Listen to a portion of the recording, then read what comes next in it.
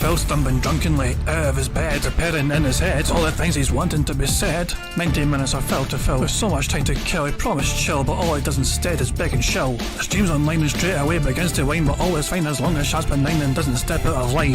His content's immature for all to endure like fresh manure. But I feel sure he ran should have feeling so insecure. The money he earned on yesterday was withdrawn and long gone, as Phil's spending impulse is always had to stay on. If supports are also slow, his taste low and fails to grow, you never know, the show may turn into an easy bingo. Once kicked off across the board with charge to what because his code can be ignored, just how much DSP makes us feel so bored to help us fight or sleep and try to keep alert to watch a creep who play bingo, but Phil will bitch on why his sheep are also cheap while DSP is chasing green. We're seeing green across the screen as Phil's routine predictability rivals are slow machine. He's snorting, burping, leaning, ban it matters not if actually funny as child can't to see if powers make him feel less of a man. Takes a drink and starts like before lunching into a big pretending there for bills when truth is there to buy a wrestling JPEG. Talks about his shitty life of college cat and fatty life and all his strife of forgetting that it's unwell and they were rife. With drama he will react but isn't act that is a fact as he rehearsed to be exact in how he felt he was attacked. Teaches nearly over and a win is in sight with what to white despite Phil to light that tips were not light. We'll say alright it is okay and now it's time for Phil to play, but first he'll say that tips will help from being off the other day. And with those words we win again, it's never if but always when the game is won. Thanks to that we made it to the very end.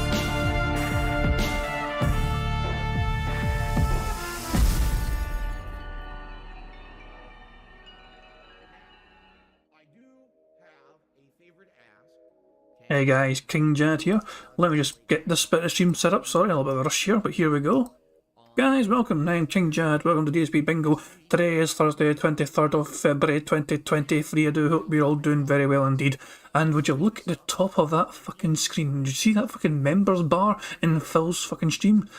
He has lost those memberships. He got the massive amount of memberships he got gifted to him have gone. He went from a target goal of 550 and he's now lowered it to 475, which contradicts massively the things he said before last week, such as things like this. Will expire around the 21st. So if we don't hit this goal of 550 members by then, we're basically probably not going to hit it by the end of the month. And then, you know, then this event's not going to happen, and that's unfortunate. I really want to do it. I know you guys think it's interesting. You want to see it. But how do I convince people to become members? I just, you know. So he's basically saying he threatened there. At no point did Phil tell his audience, if we don't hit the goal, I'm going to lower the fucking target. At no point. He made it seem to his audience at this fucking point in time that they must absolutely fucking gift memberships right before the big member drop happened, or it's not happening. At no point has he indicated to his audience he's going to lower the goal because of expired memberships. So Phil has gone back, and to me, it's completely disingenuous of Phil to fucking try and pretend that the goal, the challenge, was under threat because they weren't going to hit the 550 target. For Phil to just suddenly, randomly and arbitrarily lower the goal himself on a whim. The following day, he said this. But if we don't hit the members goal this week, coming up, and we dip the 60 or so gifted memberships, now you're talking going from reasonable reach to kind of out of reach. Unless we get even more generosity and even more people show up to gift memberships on top of that. You know what I'm saying? So I'm just trying to be real here. I want to do this event. I think it's a special, fun event that we can do so that you guys would absolutely enjoy it. And it's different and it breaks up the monotony of just new release, new release, new release. You see? But in order to do it, we got to motivate people to either become members, gift memberships, whatever it may be, and support the channel. All right? So please, let's try to rally this week. All right, if you're thinking of supporting the channel this week and you can give some memberships, please do. This would be the chance to do that for long-term support and to make this event happen, all right? You know, I don't want to run out of time. Here's the other thing. It's not the end of the world if we don't hit it this coming week, but can you imagine how much harder it will be to hit it if we need over 100 memberships versus just around 70? It's a big difference, you see? But what's the fucking sense in saying though? Phil was fucking saying these sort of fucking things last week. As if he's fucking not going to fucking lower the goal anyway. Every single person, every single detractor called it he was going to lower the goal regardless. And yeah, lo and behold, we come today and Phil lowered the goal. Phil moved the goalposts. Yep, Phil has lowered his members' goals from 550. 550 he wanted. Then he lost a whole bunch of members. He's down to 381 members altogether now. And he wants 475, almost 100 members. Those words fucking right there, I fucking said there. Right at the fucking end there. Let's try to rally this week. All right, if you're thinking of supporting the channel this week and you can give some memberships, please do. This would be the chance to do that for long-term support and to make this event happen, all right?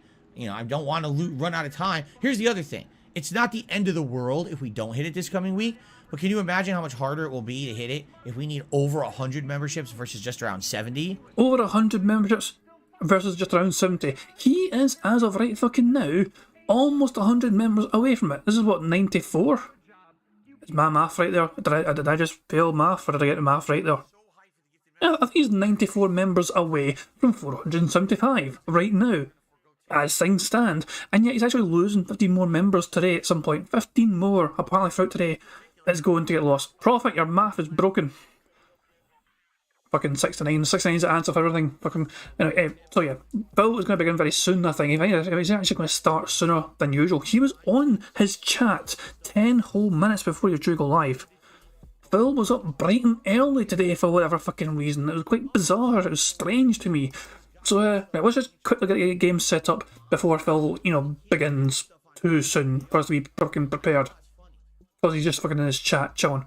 So let's just spin the wheel and determine today's bingo card criteria. Spin, you bastard. Spin some more. It's going to land on addition or... No, it's not. Y/T-pose.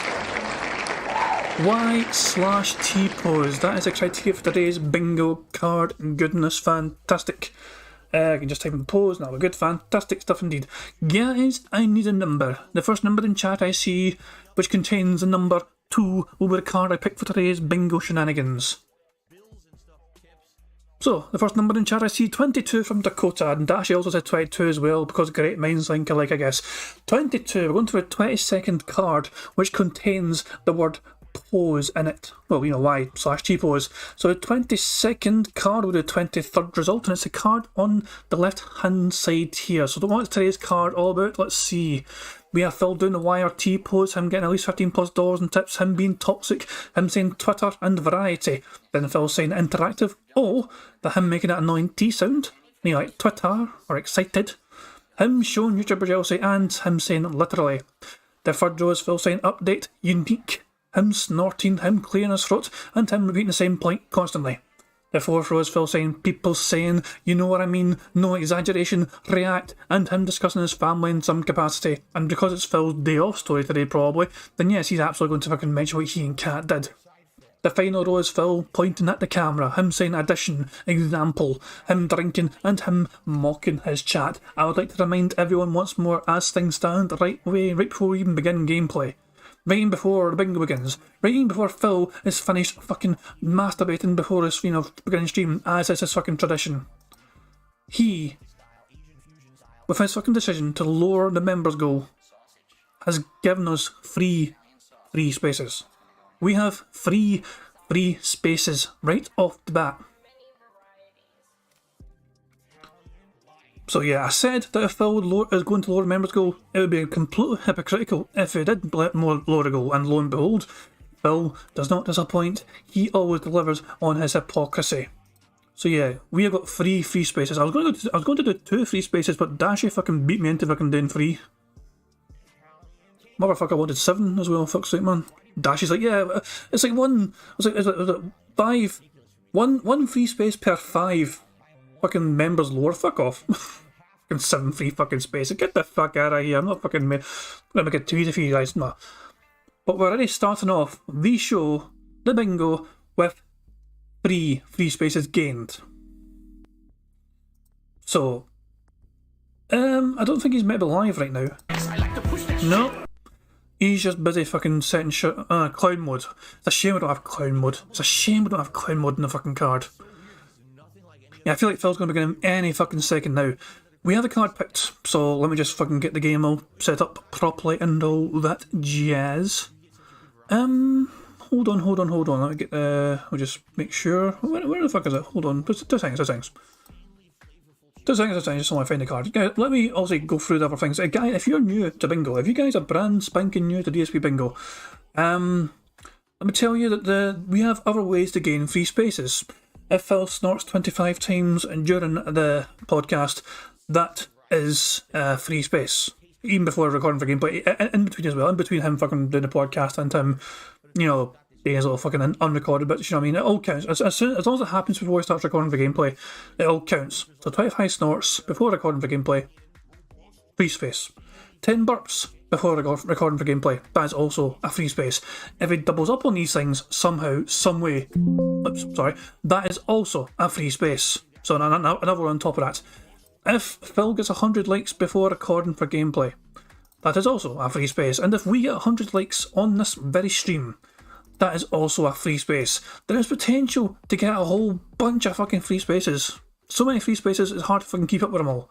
But we're already starting off today, remember guys, with free spaces. Also, man, Microsoft Paint has been annoying. Why won't you work properly, Microsoft Paint?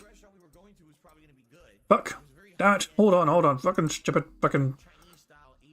Why the fuck's this not... for fuck's sake, this stupid fucking... Don't even fucking close. Fuck, now it fucking works. As soon as I threaten to fucking close the goddamn thing, it works. Fucking typical. Right, okay, I think we're good. I think we are good. I think we're all ready to go, essentially. Cool stuff. You guys can see the card. Fantastic stuff. Oh yeah, guys, I'll say, I don't know what you guys did with your day off yesterday from Phil's antics, but I know a lot of you guys would have checked out the King of the Ring, and yeah, I was rooting for Ravens Dolphin. And sadly, he got put out. He got paired in the first round with the eventual winner. It was an incredible fucking show. It was an incredible fucking amount of entertaining content made by the tractors. It makes me feel so fucking happy that the not just the creativity in the community, the skill, the ability from fucking people in this community is downright terrifying at times. I mean, it's like people should not be this fucking good, but they are. It's like it's wonderful to fucking see, man. But it's like, why are you fuckers so fucking good at all this fucking? It's incredible. It really is. So yeah, I mean, I loved it. Honestly, I fucking loved it. You know, all the finalists were in their merit. You know, what I mean, everyone deserved to get to that fucking final. Everyone did a great job. I think it's just incredible. It really is, and the incredible work people do. I kind of regret myself. Like I didn't take this very seriously. The whole fucking thing. I just kind of, I done that kind of wee Killers cover, but I didn't do it very fucking well. And it's one of those things where it's like seeing the effort people put into their own submissions and their own work. I'm glad that I didn't, sully the final egg. I'm glad that I didn't deserve to make a final because I didn't fucking try hard enough, essentially. You know what I mean? I took it way too fucking, I didn't take it seriously enough. I completely, I just fucking went with it, and didn't try. But I'm not even know if I could have got to the final if I tried my absolute fucking damnedest. I don't know. But as I'm saying, though, the ability in this community is just incredible, and everyone who got to the final absolutely deserved to get to a final. And it was such an entertaining show, and it just the amount of fucking amazing tunes and amazing covers that people are capable of making. It really does. It really does. Warm the soul. Compare that to DSP's community. Did you guys see Phil's day off video that somebody made for him? It's a minute long. It looks like this. Hold on, let me pull it up for you guys. Where does DSP go during breaks? Hashtag Oblivion, hashtag Gaming, hashtag Elder Scrolls 4. Oh yeah, I got it on mute. Hold on. Alright, now we're going to go into the rest of the schedule, but if you can give me guys 1 second, I just got to run and do something very quick. I'll be right back.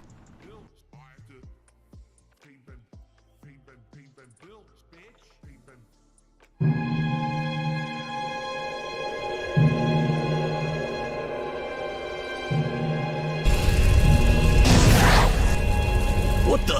Where am I? Oh my god, that's a lot of trolls. Good thing I brought my band hammer. Band. That's where you belong, you dirty troll. Oh shit, I gotta get back to stream.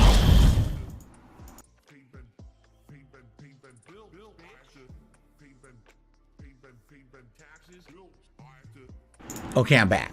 If you're wondering where I went, I noticed there were 2 members of Baroque Works, and they were in a 2-piece giant cat costume, crawling through my house undercover, pretending to be Jasper Kitty.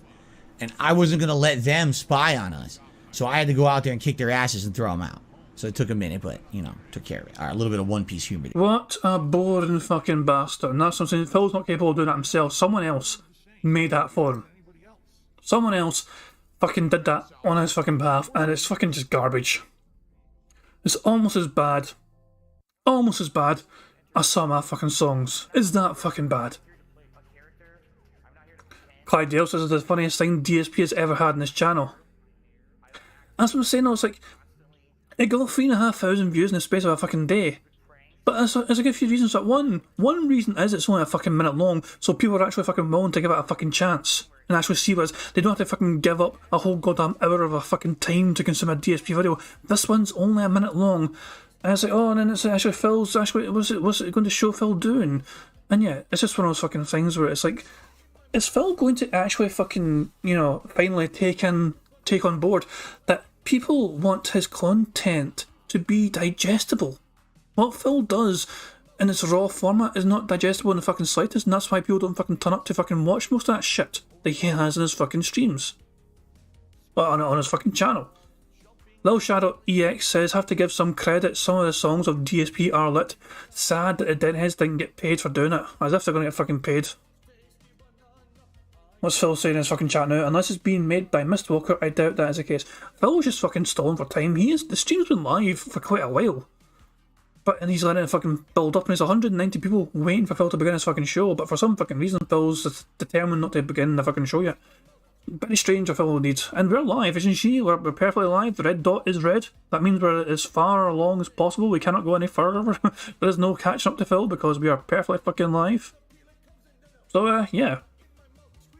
Brad Burns asking, can we check the spreadsheet to see when his members were this low? When they were this low? Okay, man, he's going to lose 15 more today, apparently. He is due to lose 15 more today at some fucking point. So keep that in mind, first of all. Second of all, we're going to look down here. 380, here it is. The 24th of November is when his members were this low. He was at 351 members. And then on the 25th of November, he got gifted 113 members right off the fucking bat. So, there you go. No, Shadow X is asking, is there a Kingja Discord? I did a couple of images with an AI, and I want to share them. I don't really, I mean, I have Discord. Just, you know, I have my Discord ID on me, like on my channel in some capacity, you know, so. Oh, Piece is asking, check what his members were before gifted members were first enabled in May. It's pretty funny. But yeah, hold on, give me a second.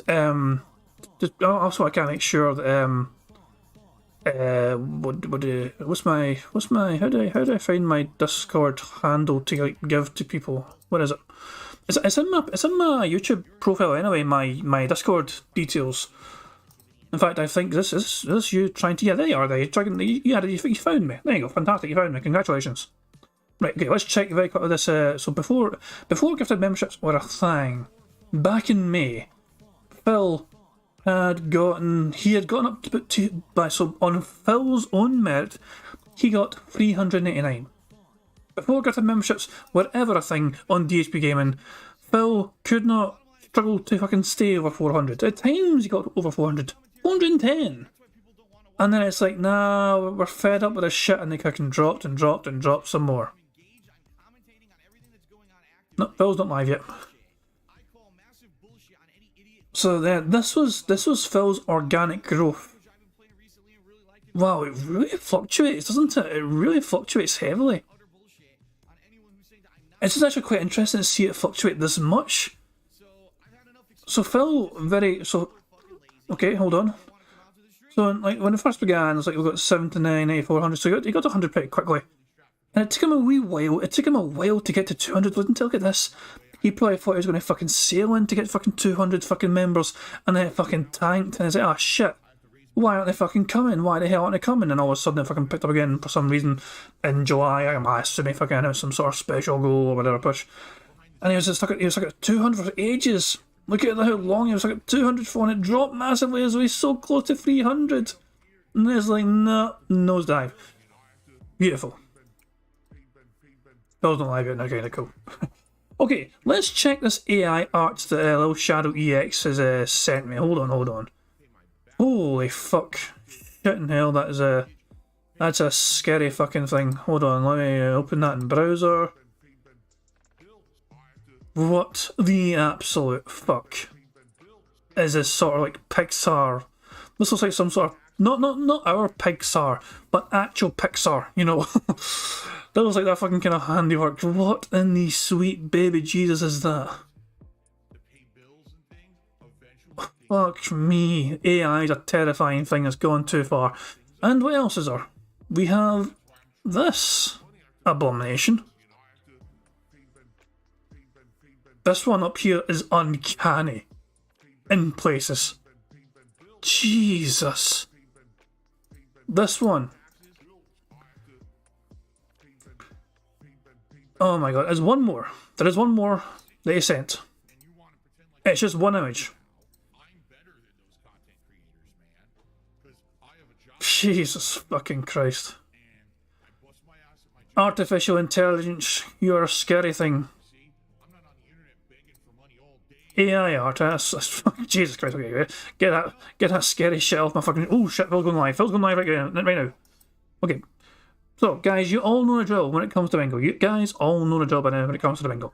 If I miss anything in chat, on the card, please let me know in chat, tag my name in chat. Don't try my things on the card, just do sometimes because I'm a stupid bastard, I can't be helped. If we get 25 out of 25, one of you guys can win a fucking prize for the good old bingo shenanigans. 25 green squares equals a £25 prize, £25 prize chat for £25 prize for someone in chat. We are starting off today, remember guys, with 3 free spaces already. We only need 22 of these things to happen. There's 25 squares, but we only need 22 of them for now, and we could gain more free spaces if a couple of things happen. For example, if Phil is gifted a lot of memberships today and hits his goal straight away, that's another 2 free spaces. If it's not 25 times, no, actually, all the instructions are on screen. Anyway, guys, I'm just actually trying to stall a wee bit so I can fucking go 1.25 speed sooner. But it's still too soon for that. But guys, welcome to DSP Bingo. This is it. Here, let's see Phil try and justify him lowering the goddamn goal by that fucking much. Even though it looked like he wasn't going to. Go on, Phil. Try and pig's-playing your way to this one. Good luck, guys. Good morning, everyone, and welcome to the Level 1 Podcast, and welcome to a brand new streaming week that is absolutely jam-packed full of awesome stuff coming up. I'm Darkside Phil.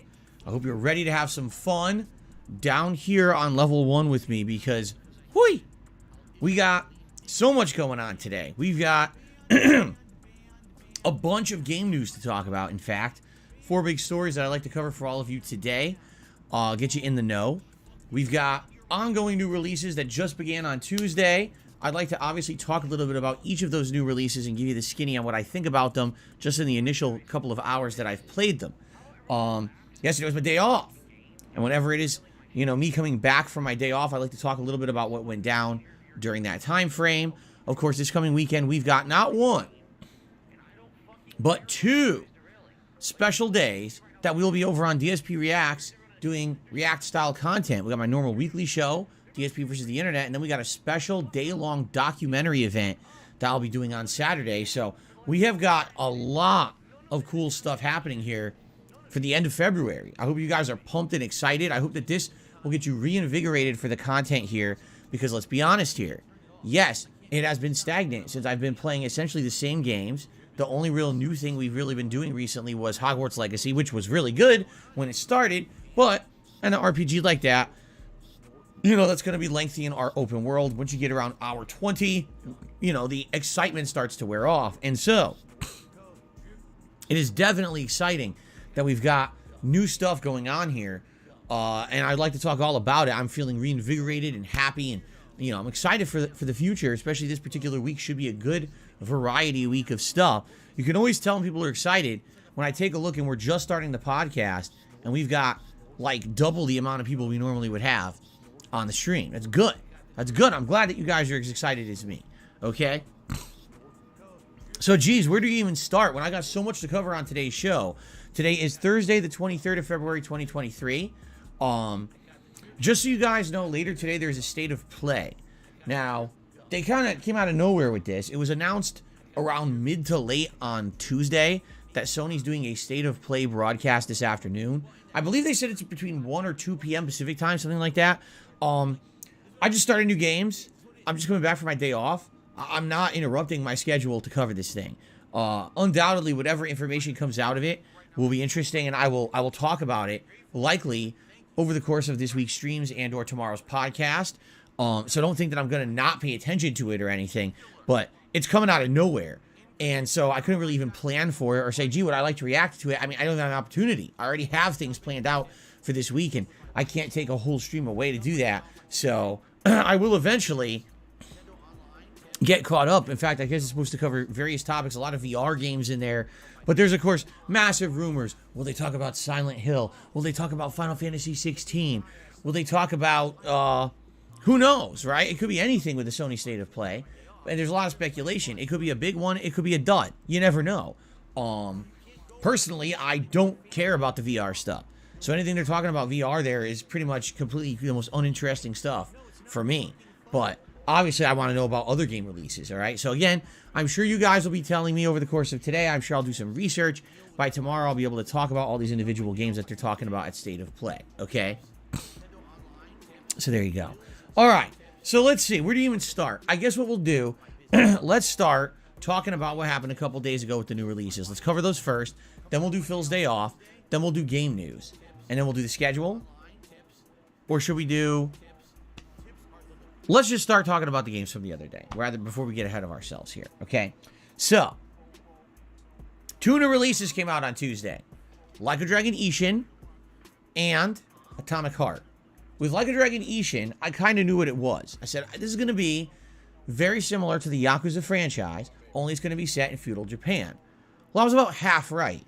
It's definitely similar to the Yakuza franchise. The graphics, the combat styles, the open world exploration, RPG-esque stuff, the missions you come across, etc. Very reminiscent of Yakuza. So if you like the Yakuza games, you're going to love Like a Dragon Ishin.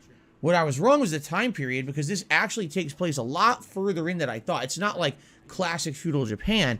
It's actually the tail end of that time period when Western technology was being integrated into Japan. You know, foreigners were flooding in, sailing in with all kinds of things like guns and stuff. And so the combat actually is an integration of both, you know, swordplay and guns, which is kind of interesting. I wasn't expecting that. I actually thought it was going to be, you know, more just traditional samurai swordplay. And that definitely kind of threw me for a loop a little bit. Now, here's the thing, all right? This game is a remake of a game from 2014 with modernized graphics and some modernized tweaks to it. Essentially, it's the same game, but they've improved it a bit. Why is it just releasing now? Because this game originally was only in Japan and now is being ported worldwide so that Western audiences can also enjoy it. Mostly because if you take a look at the last 5 to 7 years, the Yakuza franchise blew up worldwide. It became a mainstay in gaming culture. I mean, Yakuza Like a Dragon sold insane amounts compared to the previous games in the franchise. So now that it's mainstream, now they want to bank on the fact that they've had spin-off games in the past that were Japan only. I get that. But at the same time, this game follows all the tropes of older Yakuza games. Meaning, you start the playthrough, right? The game has like 2 hours of story before you actually get to the meat of the game, where there's open world exploration, running into quests, doing combat. And it's like, wow, that is a really slow burn start. And listen, I'm all for story and a good narrative, but even I was getting bored in the first 2 hours of this game, just saying cutscene, cutscene, cutscene, cutscene, cutscene, dialogue, dialogue, dialogue. Like, oh, the pacing of the beginning of the game could have been so much better. I really feel like, sadly, that's going to hurt the chances. That's definitely going to hurt the chances of people following the playthrough. I went on Tuesday, I started that stream with over 400 viewers. By the time that stream was over, we barely had 200. And that's what happens when you have slow momentum at the beginning of a game. People are like, oh, the whole game's going to be like this? And they dip.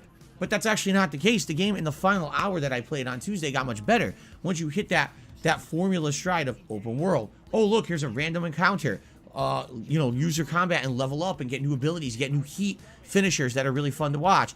Then, oh, look, I found a special a mission. Has some narrative and dialogue to it. It's kind of interesting. Sometimes it has quirky writing. It's funny. You know, it got better. It just took too long to get to that. And that's sad, because I hope that doesn't mean that people now won't show up for the rest of the playthrough, because I'm really liking it so far. And I think it's actually going to get better now that we're getting further into the meat of the game. Okay? But it's pretty much exactly what I thought. It definitely plays like Yakuza. It's that formula of gameplay, only with a different setting. Now, does it have the 4 characters from Yakuza? Like, does it have Kazuma Kiryu, Goro, I always forget his last name. Goro, is it Majima? I forget his last name. Akiyama, and the other guy, Saejima? Yeah, Saejima. Does it have all of them? Yes, but they're not those characters. They're playing completely different characters in the game, even though they look like characters from the Yakuza franchise. So it's kind of like, it's funny because they look familiar, yet they are not those people. You know, so it's good so far. If you like Yakuza, you're likely going to enjoy the game, and you'll likely enjoy my playthrough of it. But there's some people who likely had an open mind, and within those first 2 hours were like, oh, I'm completely turning off from this, and that's sad. I wish that maybe hopefully they'd come back tonight as I play it on my late stream and give it a second shot to see that the whole game isn't just cutscenes. I guess we'll see what happens, all right? Now, the other game that I played on Tuesday was literally I had no clue what to expect from this game. And quite frankly, now that I played it for 2 hours, I still have no idea what to expect from this game. It is a wild game called Atomic Heart, made by a game studio, I guess called Mundifish. This is their first outing. So when you have no previous frame of reference and no experience, you really don't know what they're going to make. It is weird. The game opens up with a setting that really feels like the world of Columbia from BioShock Infinite. And much like that game, within the first like half an hour of being introduced to the world, all of a sudden all hell breaks loose, everything falls apart, and now there's all this combat and chaos, and you're struggling to survive. But the game kind of seems to me, how can I say, it seems a little bit unfocused, and it definitely seems chaotic and messy. And what I mean by that is, you got a protagonist who talks a ton, but most of his dialogue is very stupid. Like, he's like a dummy, and he's constantly arguing with his talking hand. Yes, he has a machine on his hand that he talks to that serves as kind of his companion and guide through the game, but he's constantly bickering with it. It's very annoying. Like, why is he doing that? You know, and his dialogue is pretty shitty, to be honest. It's not very interesting. It's like, you're the protagonist, you're supposed to be this guy. I don't really want to be this guy. It's a little annoying. The audio in the game in general has issues. Like, you'll be walking through an area, and you'll be hearing someone next to you talk, but then you'll start to talk to the hand, but then a loudspeaker will start talking. So you've got like 3 dialogue things all playing at once. You can't make heads or tails of what's going on, and the volume levels don't seem to really adjust or make sense. So there's parts of the game where you don't know what, it's like just chaotic blabbing. And it's like, that's not good. There definitely should have been better audio direction here, because it's trying to get you into this world, this you know, oh, the world is perfect because the Soviet Union has taken over the world or whatever, and it's a world of crazy futuristic tech, but then all the tech malfunctions, and of course you're being told one thing. You're being told that it was some kind of a rebel or a deserter or a traitor who caused all the tech to malfunction. But have you actually seen any evidence of this? No, you haven't. It's just what you're being told by your hand, and your hand is a robot being run by likely this propaganda, you know, controlling state. So maybe the hand's lying to you. You don't know what's really going on, but you're just trying to survive. But the dialogue is pretty bad, admittedly. And I don't know if of all the things in the game, the story starts strong and then immediately kind of gets stupid. And I don't know if the story will be interesting long-term or not. And now we got to get to the gameplay elements. It's a wonky game.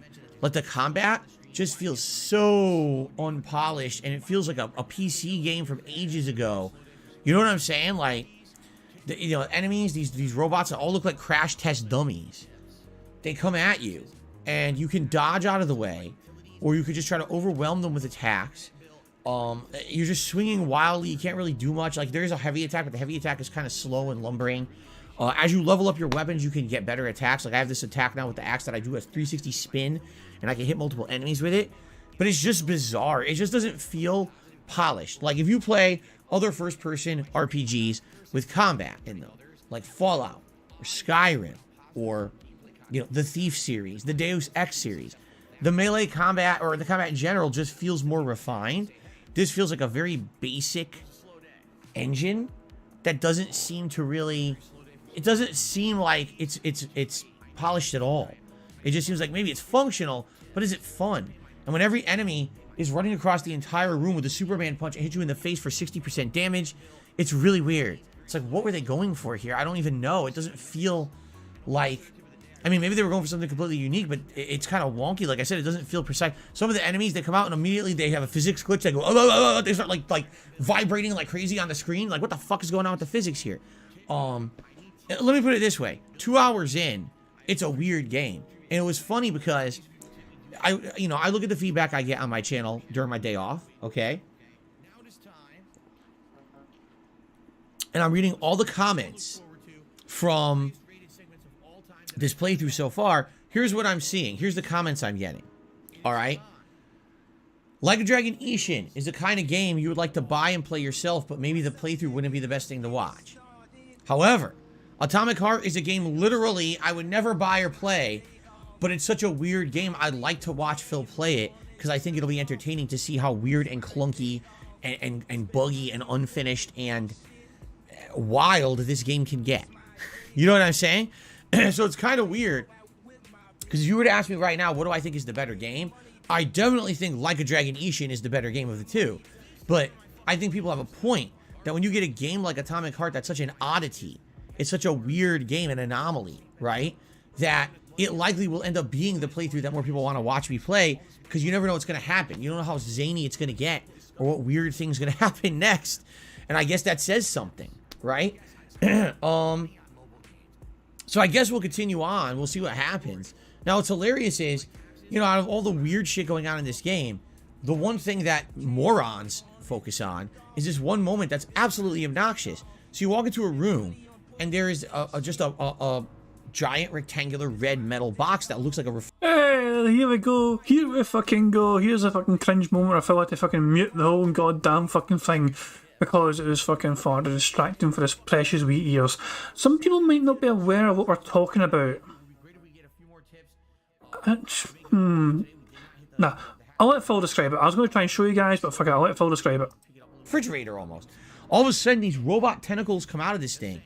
It starts pulling you towards it, and it wants to kill you. It's trying to kill you. But they gave it a female voice that's basically saying sexual things to you. Oh, that was so fucking cool. Okay, we need to do a field trip. We do need to do a field trip. I don't know how to find this though. Like, how do we find this? What part of it? Ooh, was it this? All right, so hold on. Where's the part where the fucking? Hold on, where is it? Is it this? God, I'll turn you on, all right. Just let me. This is disturbing shit. Is it this or? Can anyone mind whereabouts it is? Is it this bit here? Oh, I love tough guys. I'm on fire. Closer! I can't reach her. Kill a stupid thing. I'm trying. She's one strong ass bitch. I'm at your service, sugar. Anything What are we for doing? the I can't do master? anything right now. Look, I'm not actually doing anything. What the fuck? More skills will become available to you soon, but choose shock for now. What? Now, what?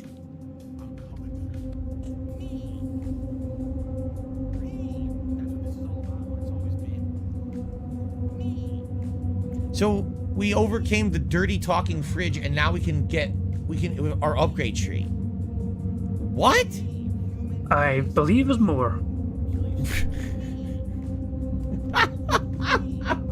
More? More? From a good Samaritan. Just exchanging this dose with lovely Nora for a new skill. You don't We're mind. buying shock. Okay. That's it? I just look like I can do anything else, right? Oh my Oh, god. here we go. Oh, how can I resist? Oh my now god, let this me stupid show thing. you what I can Can we tell it to do. shut the fuck up? Professionally, I mean. Choose I've seen upgrades? it. Literally. Crispy critters. I am here to help you upgrade your red-hot pocket rockets. And believe me, Look at his handsome, face. Oh my upgrade god, can we whatever shut this thing the tickles fuck your up? It's fancy. obnoxiously Weapons are bad. useful. Shut Open the up. corresponding window, Major. Get rid of that glove, handsome. You don't need him anymore. I can't now even that you've concentrate. got I me. literally can't concentrate on what I'm I'll doing. service Because it you won't shut the fuck however up. You want. Got a sword? a massive sword, thrust it deep into my socket Look so how I can make it godly. sturdier Look at and this shit. sharper. Nora can up. Okay, so now we can concentrate. So let's see here. Round Oh my attack, a fucking crushing God. roundhouse blow. Oh my fucking god, you had to mute the goddamn whole thing. You had to mute the entire goddamn thing. Because Cat might hear. Cat might fucking hear. Right, let's hear Phil fucking explain this version of events in. It's pulling you towards it and it wants to kill you. It's trying to kill you. But they gave it a female voice that's basically saying sexual things to you. It's the weirdest thing. And I was like, what the? Now, originally, alright, maybe it's supposed to be scary. It's trying to pair this stupid, dirty talking fridge with it trying to murder you. And it's obnoxious at first, but like, okay, whatever. But then what happens is, you hack it or whatever, so now it's not hostile anymore. Well, this actually is supposed to be the unit that you need to interact with over the course of the game to do all of your upgrades. Alright, so this is going to be upgrading your weapons. It's going to be upgrading your abilities. So it's very important that you learn how to use this thing. And it's got a unique menu system. It's a little different from other games. So you got to kind of mess with it a little bit to understand it. But as you're trying to sit there and interact with the thing for the first time, it continues to talk dirty to you. It's like, what the fuck? And it's so intrusive because, again, just like the other audio issues in the game, the fridge starts to talk, you're talking to the fridge, your hand is talking, and it's just like this cluster conversation of shit. It's like, shut the fuck up. Let me just concentrate. I'm trying to learn the upgrade system. And you're trying to literally do things in the menus, and you cannot concentrate. Because it's like, imagine if you're in a room, and oh my god, something important is happening right now, I need to respond. And you got a moron here saying, meh, meh, meh, meh, meh. On the left-hand side, you got someone saying, boo! And then in front of you, someone's dancing saying, ha ha, ha ha, ha ha. So you got, meh, meh, meh, boo! Ha ha, ha. Money, yeah, yeah. Money, money. Oh, money, money. Yeah, yeah. Money, money. Thank you very much to Black Mage for a super chat who says, Philip Kink Shame Burnell. Yeah, Phil is not very comfortable at all when it comes to things like sex on his channel.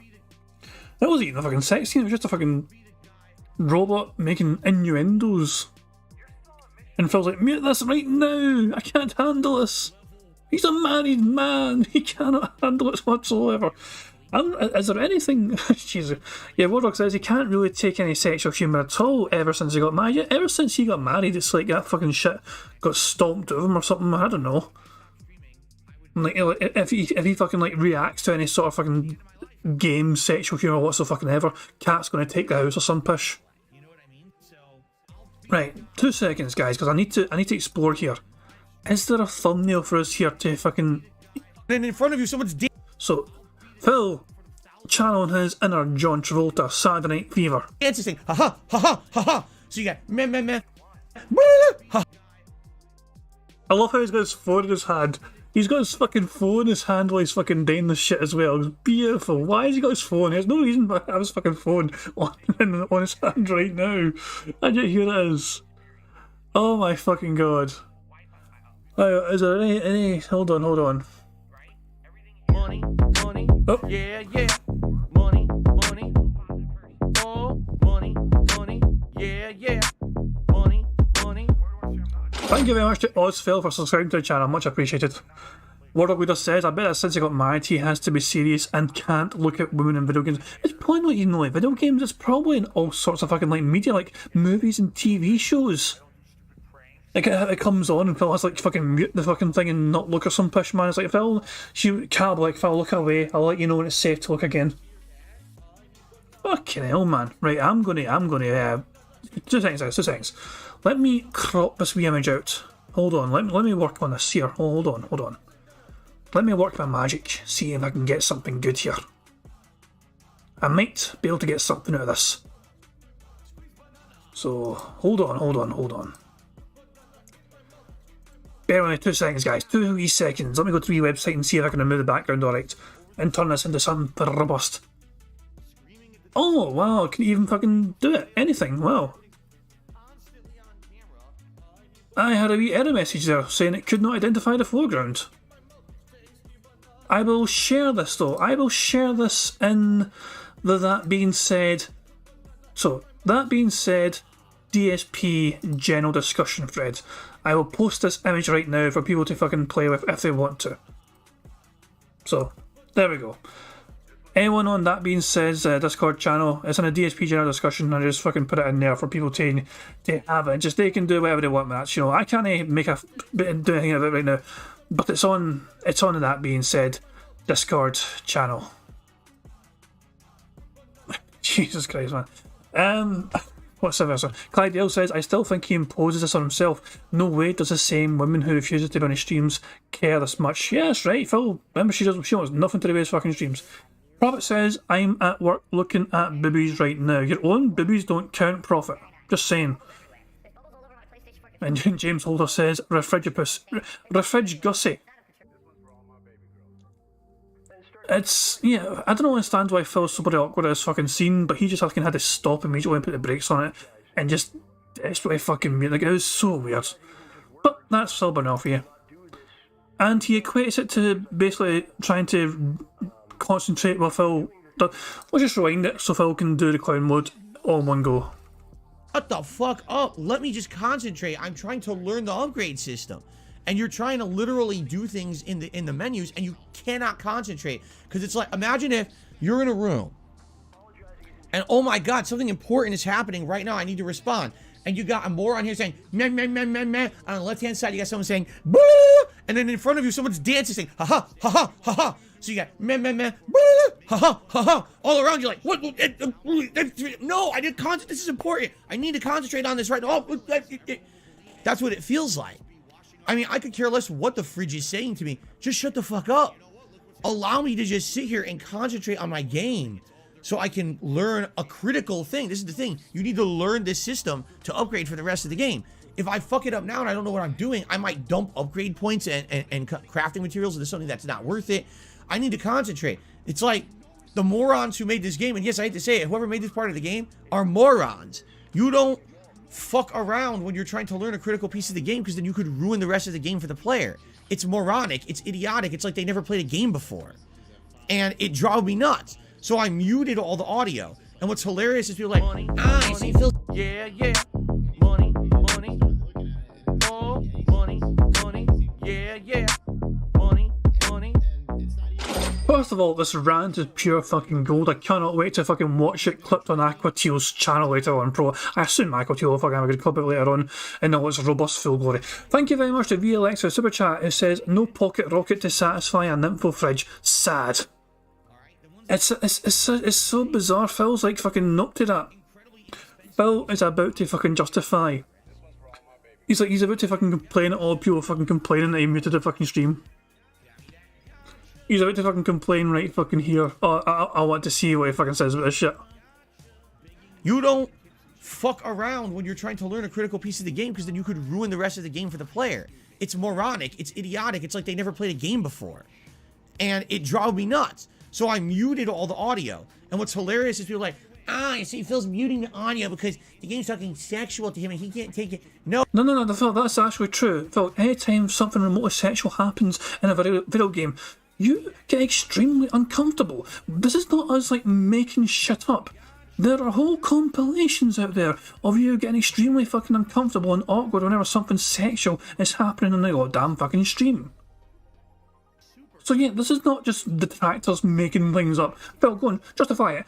If it's not that, what is it, Phil? Go on. like, you see Phil's muting the audio because the game's talking sexual to him and he can't take it. No, moron.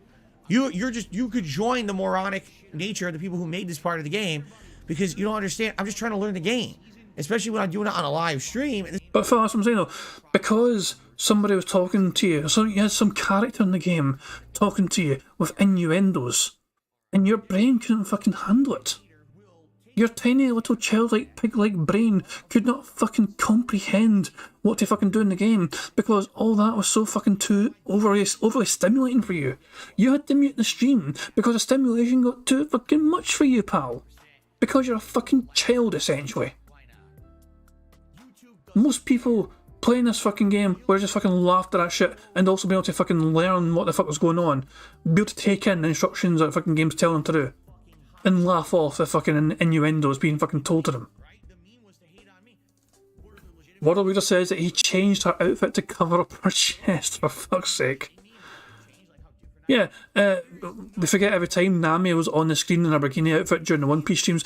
Yeah, Phil has no fucking problem with all the guys in One Piece showing off their whole entire chest and exposing their half-naked bodies. But as soon as one female character is like daring to fucking wear a bikini, Phil's like, nope, we need to fucking put a stop to this. This is dangerous territory. We can't fucking make this sexualized. It's like, Phil, you're fucking enjoying watching all these fucking half-naked dudes.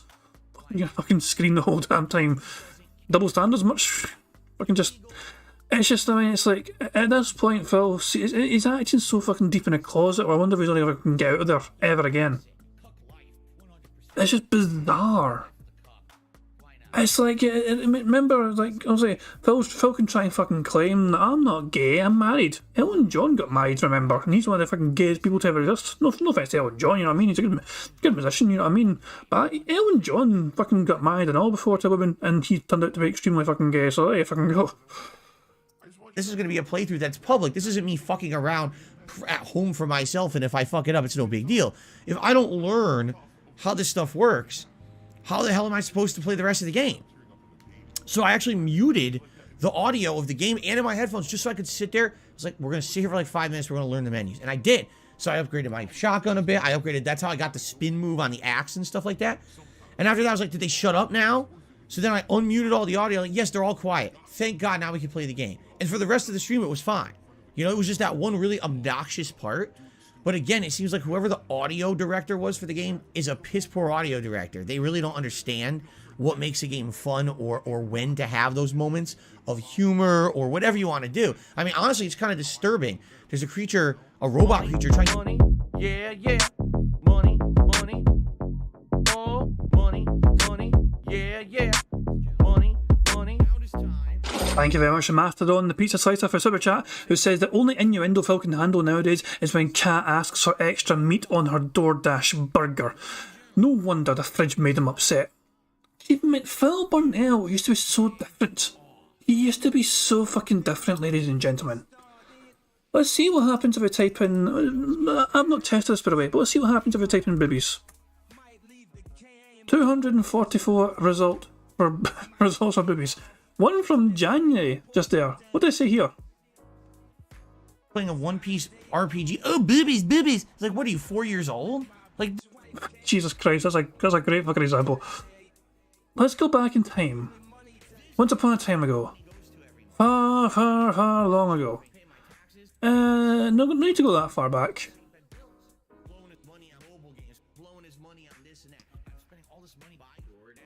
Where is it? Where is it? Why is it only fucking... He said boobies are a ridiculous amount of times in Metal Gear Solid 3. And yet there's only one result? What? How? I want to see him. Titties. I said it. Boobies. Ready to go? Gazongas. Yeah. Melons. What the fuck? I'm just going on and on about Eva's fucking... If you've never seen this is how you don't play, the evil AJ made of Metal Gear Solid 3, you've got to watch it, because it is 3 hours of absolutely well-crafted content showing Phil's stupidity, sexism, and just overall just horrible. It's just like, it's one of the worst fucking playthroughs Phil's ever fucking done. It really is. And it's just Phil in full out fucking horny mode for fucking Eva the whole fucking goddamn time as well. And he's just like going, oh, boobies, boobies, and he's fucking like trying to pretend to fucking... Keep in mind, this is him recording with a camera pointing at his fucking TV. And any time fucking Eva was on screen, he was like trying to fucking put his hand in between the camera and the TV and try and fucking pretend he's like fucking filming. It's weird. It was very fucking weird of Phil to fucking behave like this, but hey, that's just fucking DSP for you. It's a weird fucking guy. Tomion says, pretty sure Pandaleo was silently helping him through this playthrough. I don't know. I'm not even sure if she was there at this point. Keep in mind, they couldn't live together in that small little condo. It was too small for them because we had fucking thing filled with statues. Or whatever you want to do. I mean, honestly, it's kind of disturbing. There's a robot creature trying to kill you, and it's talking dirty to you, like, ugh. It makes you feel like maybe that's what they were going for, like horror, right? They were going for a horror moment, to which I'm actually okay. Phil considers him and talking dirty to him as horror. Okay. Doesn't have to. I'm pretty sure. I mean, we've seen him be fucking cringeless as well. When any, like, you know, human female video game characters are kind of being this kind of way. So it's not just a robot thing. If it's a female voice in general, whether it's robotic, whether it's human, whether it's animal of some kind, if they're fucking suggesting anything to Phil in a way, he is going to just fucking go, nope, run away from it, and just pretend it's a horror scene. For that to be it's a horror moment, scare me for a bit, you know, but at the same time then to have that be droning over a critical moment where I'm learning a gameplay element, right? So I didn't check, I have no clue, but you would think that's probably what all the morons on the internet were talking about yesterday when it comes to, oh, Phil couldn't take the stupid sexual phrase. You absolutely fucking checked, Phil. You fucking scoured the fucking internet to see how the fucking internet was going to make fun of you on your fucking day off. Your day off is meant to be fucking for you and your fucking beloved to fucking have as much quality time together as fucking possible. Instead, you probably went out by your goddamn self. She probably stayed in by herself and fucking played video games. And then you got home from all your fucking chores and she made you watch other, bigger, better, more successful YouTubers fucking do games right. Because you fucking can't do your fucking goddamn job that well anymore. Fuck's sake, man. In case it scare me for a bit, Stevie Dead is going to have a fucking field day. Yeah, I hope Stevie Dead feels better soon. He's still recovering from the COVID. It's Steve, you know what I mean? But yeah, looking forward to Steve returning to be on detractor duty, and he'll fucking be losing his damn mind over some of the things like this. You know, it was funny, because after that part, when I unmuted and everything, someone made a comment in the chat, and they were like, oh, so you ruined the game because you did this, that. And I was basically like... Well, that's him mocking his chat. That's him mocking his chat right fucking there. He's even fucking bringing it up again, so that's him mocking his chat. Well, here's what you can do. If you want to live that moment for yourself, you could get Atomic Heart. You could replay that moment on loop on your own console, and then you can, like, lick her icebox, and you can show... Phil, look, why... Phil, you're trying to fucking encourage people to fucking watch your playthrough. Every single viewer could just not bother to watch your fucking shitey playthrough and play the game themselves. You might as well just fucking tell them to do that. Just tell your audience, don't fucking watch me play the game. Just get it yourselves. Yeah, just tell your audience to fucking just not bother to watch your content you're fucking desperate to get them fucking get the viewers for. No, just tell them all to fucking just play it themselves. Black Mage says that he sent me another moment from the Atomic Heart. What did you send it on? How did you send it? Yeah, he sent it on Twitter, I guess. Okay, 2 seconds. Black Mage found another moment. Hold on. Give me a wee second, ladies and gentlemen. Let me try and get this. So 2 seconds. Give me a wee second. Just get into the DM, share the tweet. Oh yeah, I've seen this shit. I've seen this before. You should hurry. Hold on. I'll show you guys. Hold on. So yeah, I've seen this tweet as well. So the tweet is, DSP going out of his way to not look at them is killing me. Okay. Is waiting downstairs. You should hurry. You don't have much time. Huh. We can take the same elevator we took to get up here. Thanks, Einstein. We came all the way up here just What to would get I a ever key do that's without you? back there. I can't, there's no, look, the buttons don't do anything, so I can't, like, jump over here. What is this? This is a plane. I don't know what it signifies, a plane. Oh, there's 2 of them going down to the ground like that. I don't know what they mean. Why did they give us a key and make us leave? I don't know. He's just looking anywhere but straight ahead. Anywhere else. At this point in time, the camera is forcing him to look this way. At this point in time, he has no choice but to endure us. And his fucking... He's a little pale white. He's thinking this is the most horrifying fucking scene in video game history. Because as you know, Phil thinks they've been going for horror, trying to fucking present him with this sort of fucking robust, robotic female content towards him as we put little piggy eyes. Waiting downstairs. You should hurry. You don't have much time. Wait for it. Is he in control now? Huh. We can take the same elevator we took Now to he's in control and immediately fucking goes to the fucking right. He's like getting whiplash. He's fucking turned his head to right so fucking fast. Avert your eyes from the fucking horror. Fuck off, Phil. Overhead into the... Thank you very much, by the way, Black Mage, for signing that. I forgot about that, but that's a great wee fucking club as well. Cheers for that. Anyway, let's get back to Phil mocking his chat. Oh, so you ruined the game because you did this, that. And I was basically like, well, here's what you can do. if you want to live that moment for yourself, you could get Atomic Heart. You could replay that moment on loop on your own console, and then you can like lick her icebox, and you can shove her head into the fucking the dairy section of the fridge. Whatever you want to do, if that's your kink or whatever, go for it. I mean, that's fine with you. Go for it. But for me, I'm trying to play a fucking game and learn it, so I don't want to dick around with this nonsense. I just want to fucking concentrate, and I couldn't do it. So you know, there you go. Anyway, that was just kind of one of the notable things. And by the time that we finished the 2 hours of Atomic Heart, it seemed like everyone was of the impression we want more of this because it's such a weird game, right? So Watching a weird person play a weird game is a good fucking combo, in my opinion. Money, money, yeah, yeah. Money, money, oh, money, money, yeah, yeah. Money, money. Thank you very much to Quater X for a super chat who says, "Women jump scare goes crazy."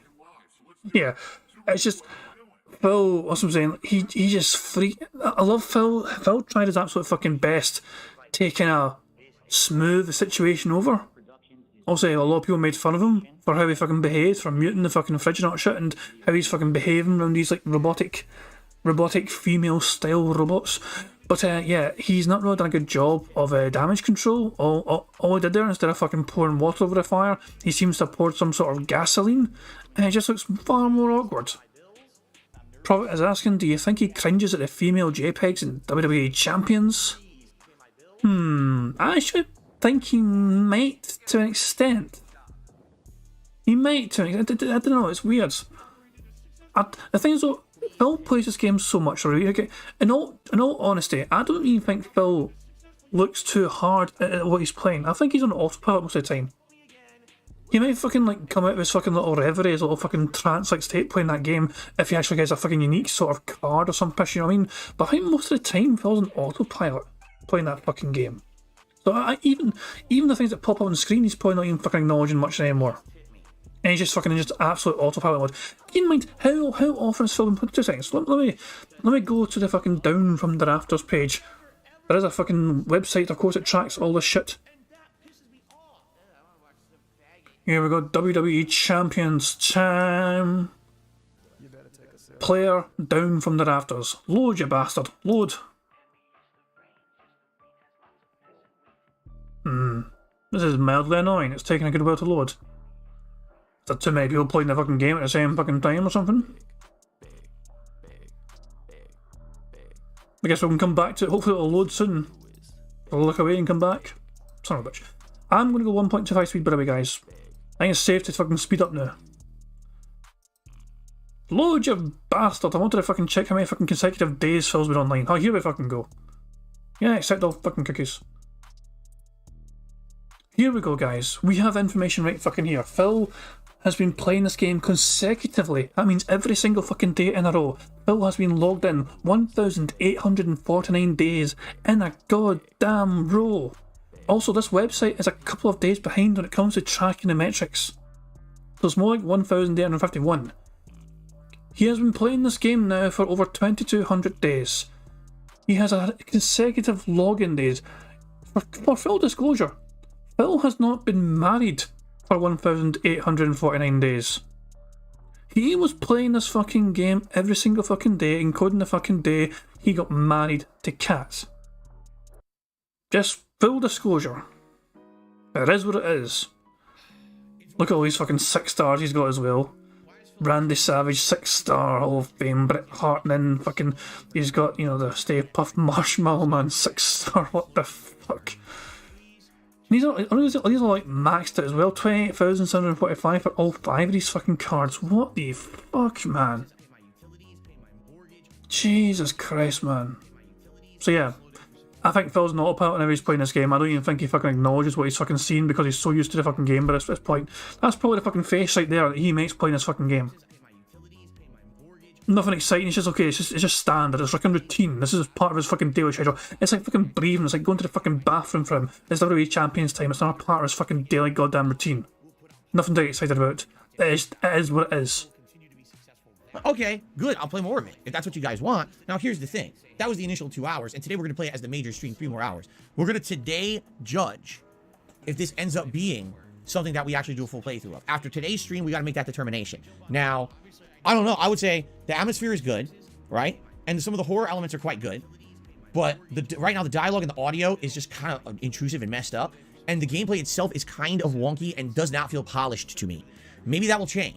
But for now, it just kind of feels like it almost feels like an older PC game where they're trying to throw a bunch of stuff at you, but none of it is really feeling refined. You see what I'm saying? But let's see. Let's see what happens as we get further into the game. Let's see if it ends up being, better or worse. Today, we'll make our judgment. All right? Okay. So those are the 2 games I tried, on Tuesday. And then I told you guys that on my day off, I was going to be uploading a video, but I didn't really tell you what it was. And it was a hit. So what did I upload on my day off? So there's this video. It wasn't a hit, it was shit. Also, Phil keeps begging and whining and pleading for detractors to leave him alone. Please leave me alone, guys. He hates it when fucking detractors are all fucking going on about him not shit. He fucking needs the detractor attention. He really needs people like us to fucking focus on him and talk about him, because why else would it be fucking relevant? Without Aqua Teal fucking having viral hits of Phil doing stupid shit, nobody would be aware of Phil doing stupid shit, and nobody would be talking about him. It's just bullshit. So Phil uploaded a video that some dinthead made of Phil like owning his trolls in Skyrim or some pish, and Phil even done some sort of special lines for him to fucking encode for the fucking thing. It's like a minute long, essentially. It's like a minute and 12 seconds or some pish. And Phil's like, it's a hit. It's 3,500 views Phil got for this fucking thing because it's a minute long. You want to understand how often a minute-long video appears on DSP Gaming, which is not a short? Most of Phil's content he uploads to that fucking channel, and it's like 50 minutes, 60 minutes, 70 minutes fucking long per video. It's just bizarre. Like, he's so fucking confused by the fact that a lot more people showed interest in this minute-long video I made. Aye, because there's never usually a fucking minute-long video on your goddamn channel. People are going to fucking actually give time for that fucking video because it's only a fucking minute long and not a whole goddamn hour I need to fucking waste their fucking time just looking at. Well, that I've been working on with someone for a bit, actually. Oh my fucking god, that took time. It's still trying to fucking claim this as part of the fucking behind the scenes thing. It took forever to fucking do. Phil had like fucking 2 extra lines or some pish. The guy used some recycled lines from Phil in the past. And I told you guys that on my day off I was going to be uploading a video, but I didn't really tell you what it was. And it was a hit. So what did I upload on my day off? So there's this video that I've been working on with someone for a bit, actually. Actually, this video, no exaggeration. What is that noise? Hold on.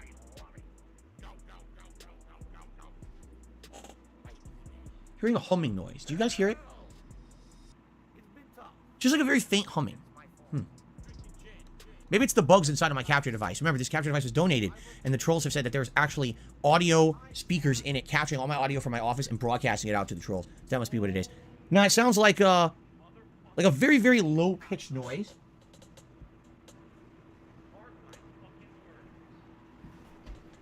It's not the light. I'm not sure. I don't know. Luckily, once we start playing games, I won't hear it. I don't know. It's a little low-pitched noise.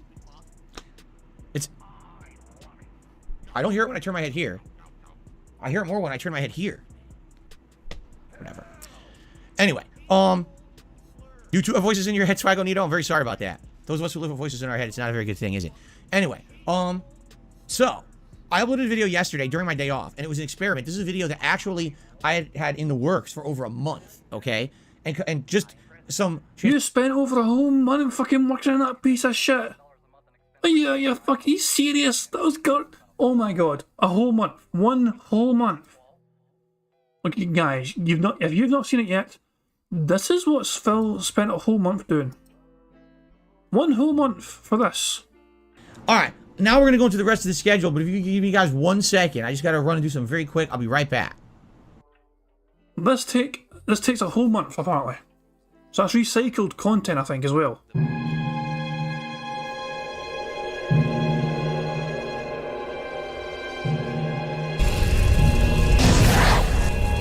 What the? Where am I? Oh my god, that's a lot of trolls. Good thing I brought my band hammer. Band. That's where you belong, you dirty troll. Oh shit, I gotta get back to stream.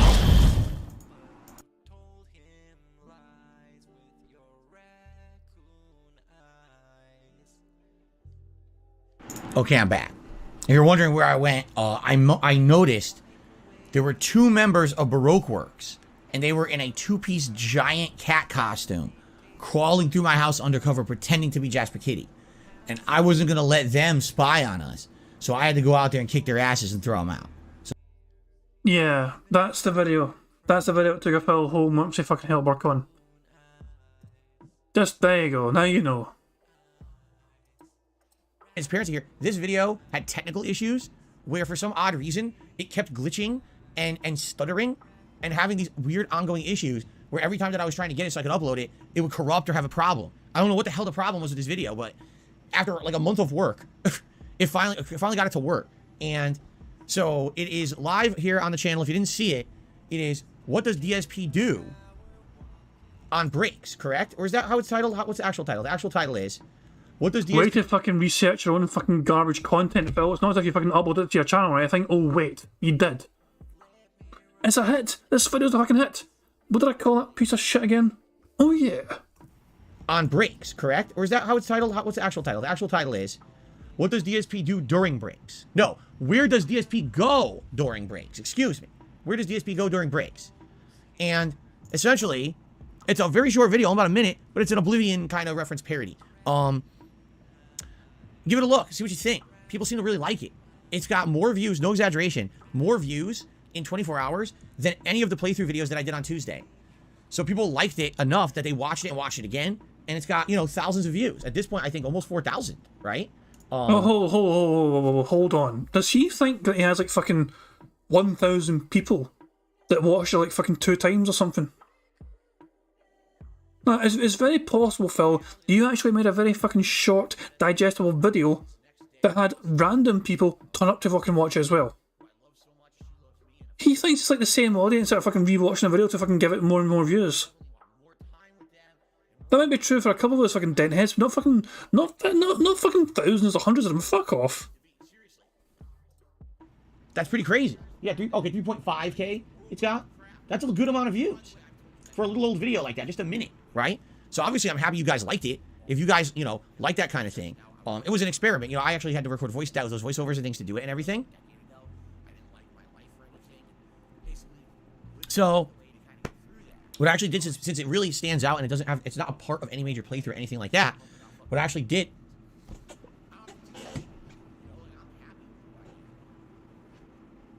Why? Why did we have to see that? Why? No. Why? What? I don't know what caused it. Why and why? Since it really stands out and it's not a part of any major playthrough or anything like that, what I actually did... What the hell? He just all of a sudden has this fucking... Is it... The shit, you know, like, what the... Why? Why do we have to see this? Why?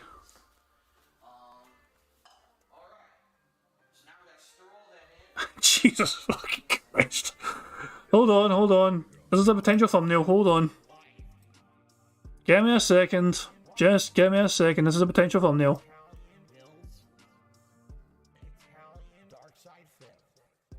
I wonder if we'll even fucking recognise what the fucking foreground is this time, I don't know. But this is a potential thumbnail. Bear with me. I closed the website, hold on. I want to see if this works, give me a second. Give me a wee second, guys. Jesus Christ. This thumbnail works, man. Jesus. Oh, fuck, it actually did. That could be our next thumbnail, ladies and gentlemen. Who knows? Quality stuff. Money, yeah, money, oh, money, yeah, money. Thank you very much to Black Mage for the super chat. It says, Bo Dent does all this free work for no credit. I think he's scared of having his name tied to Phil. I think it's why he tips him usually on a sub account. So in case you don't know, Daspo shit actually gives Phil money, but he doesn't do it under his Daspo shit account name. He has a separate fucking YouTube handle that he gives all his money on instead. It's weird. It's fucking weird. But it's a weird thing indeed. But there you go. Prophet says the hum he's hearing is an overloaded power socket. Fingers crossed the condo's on fire. It's possible. I mean, is this what he's going to look at actually? Is this what he's going to investigate? Look at this shit. You see him pop around the corner here. This is why I went full screen. It's coming from over here. Megaphone, perhaps? Money, yeah, yeah. Money, money. Oh, money, money, yeah, yeah. Money, money. Thank you very much to Barrett Wells for a super chat. It says Phil would have a tramp stamp of cat's name. Change my mind. Change your mind.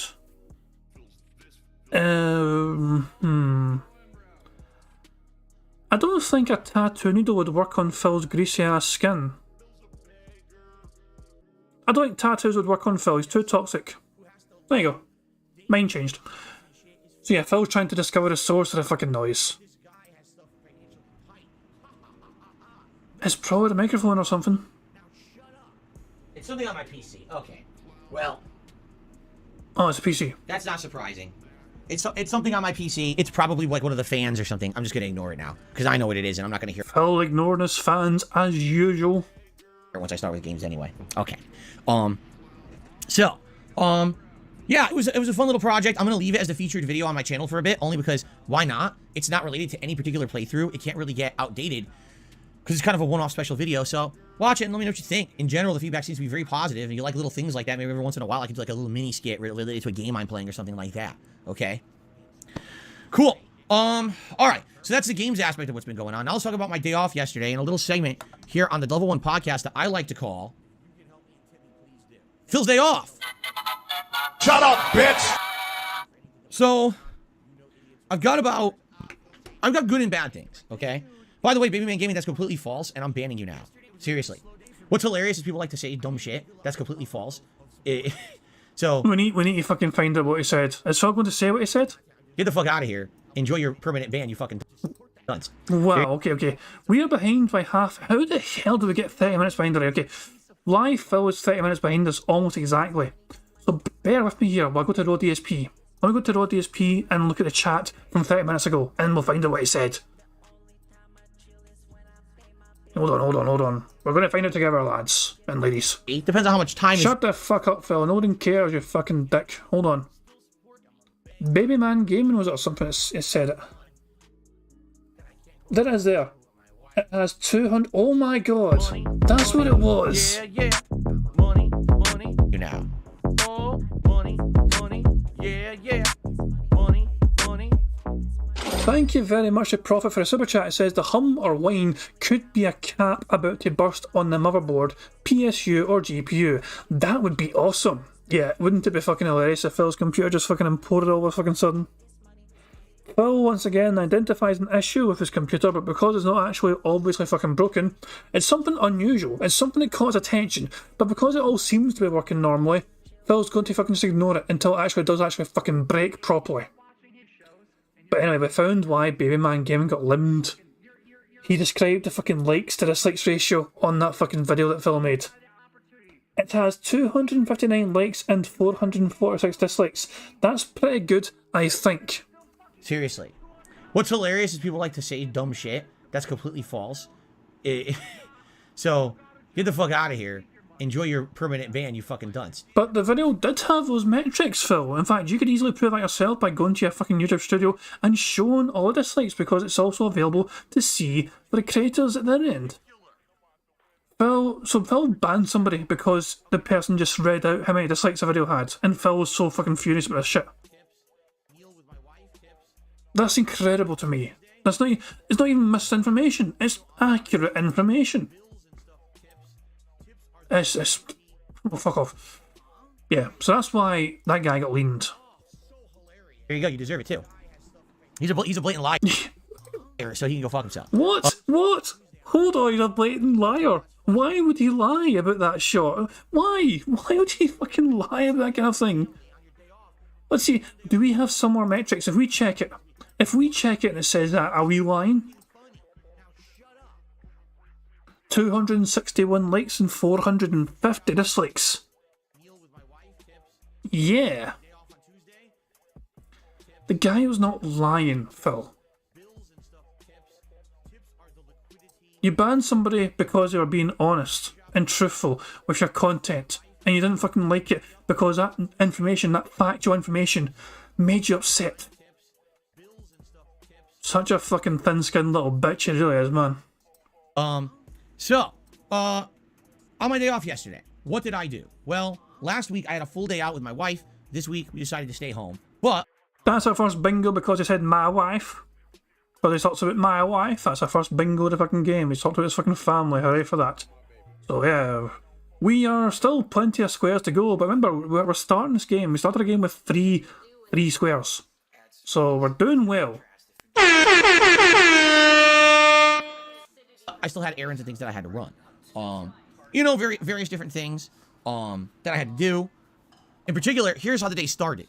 So I wake up in the morning, and here's how we start our day, basically. We wake up, and, usually have a drink, a cup of coffee, and my wife likes to put some peanuts in a little bowl that we put out back, and we have all kinds of woodland creatures that come by to munch on some peanuts in the morning. We got little squirrels that come by, for fuck's sake, Phyllis Stewart's sort of fucking fairy tale fucking spiel is so fucking infuriatingly boring and mundane, and no one cares. No one fucking cares. So, you want to hear how my morning went? I woke up about 6 a.m, got myself into the city. I was going to get myself a cup of coffee. The place was meant to open at 7. I was like 5 minutes early. I waited until 5 minutes had passed. Place is still not open. Place looks deserted. The person that's actually waiting next to me said all of a sudden, by the way, I'm waiting for my manager to come. She's got the key. I was like, great, you knew I was waiting all this fucking time. I waited 5 minutes thinking the place was going to open, and all of a sudden she's like, oh, by the way, this place is not going to open yet because I work here and my manager has a key. I was like, thanks for letting me know fucking sooner. I'll just fuck off now, I guess, and go somewhere else. So much for me getting a fucking coffee. That was how my morning started. Then I went to work and fucking worked. The end. Great fucking story. But Phil fucking drags these fucking stories. I woke up, I walked down the stairs one by one. I put my left foot first and then my right foot. And then I almost fell on the fucking first step, but thankfully I managed to recover it. And then I went and got myself a drink of coffee, and I put some milk in it, and put a little bit of sugar in it, and I stirred it, and I said hello to my wife, and I said hello to Jasper, and then we prepared some meals for the woodland creatures.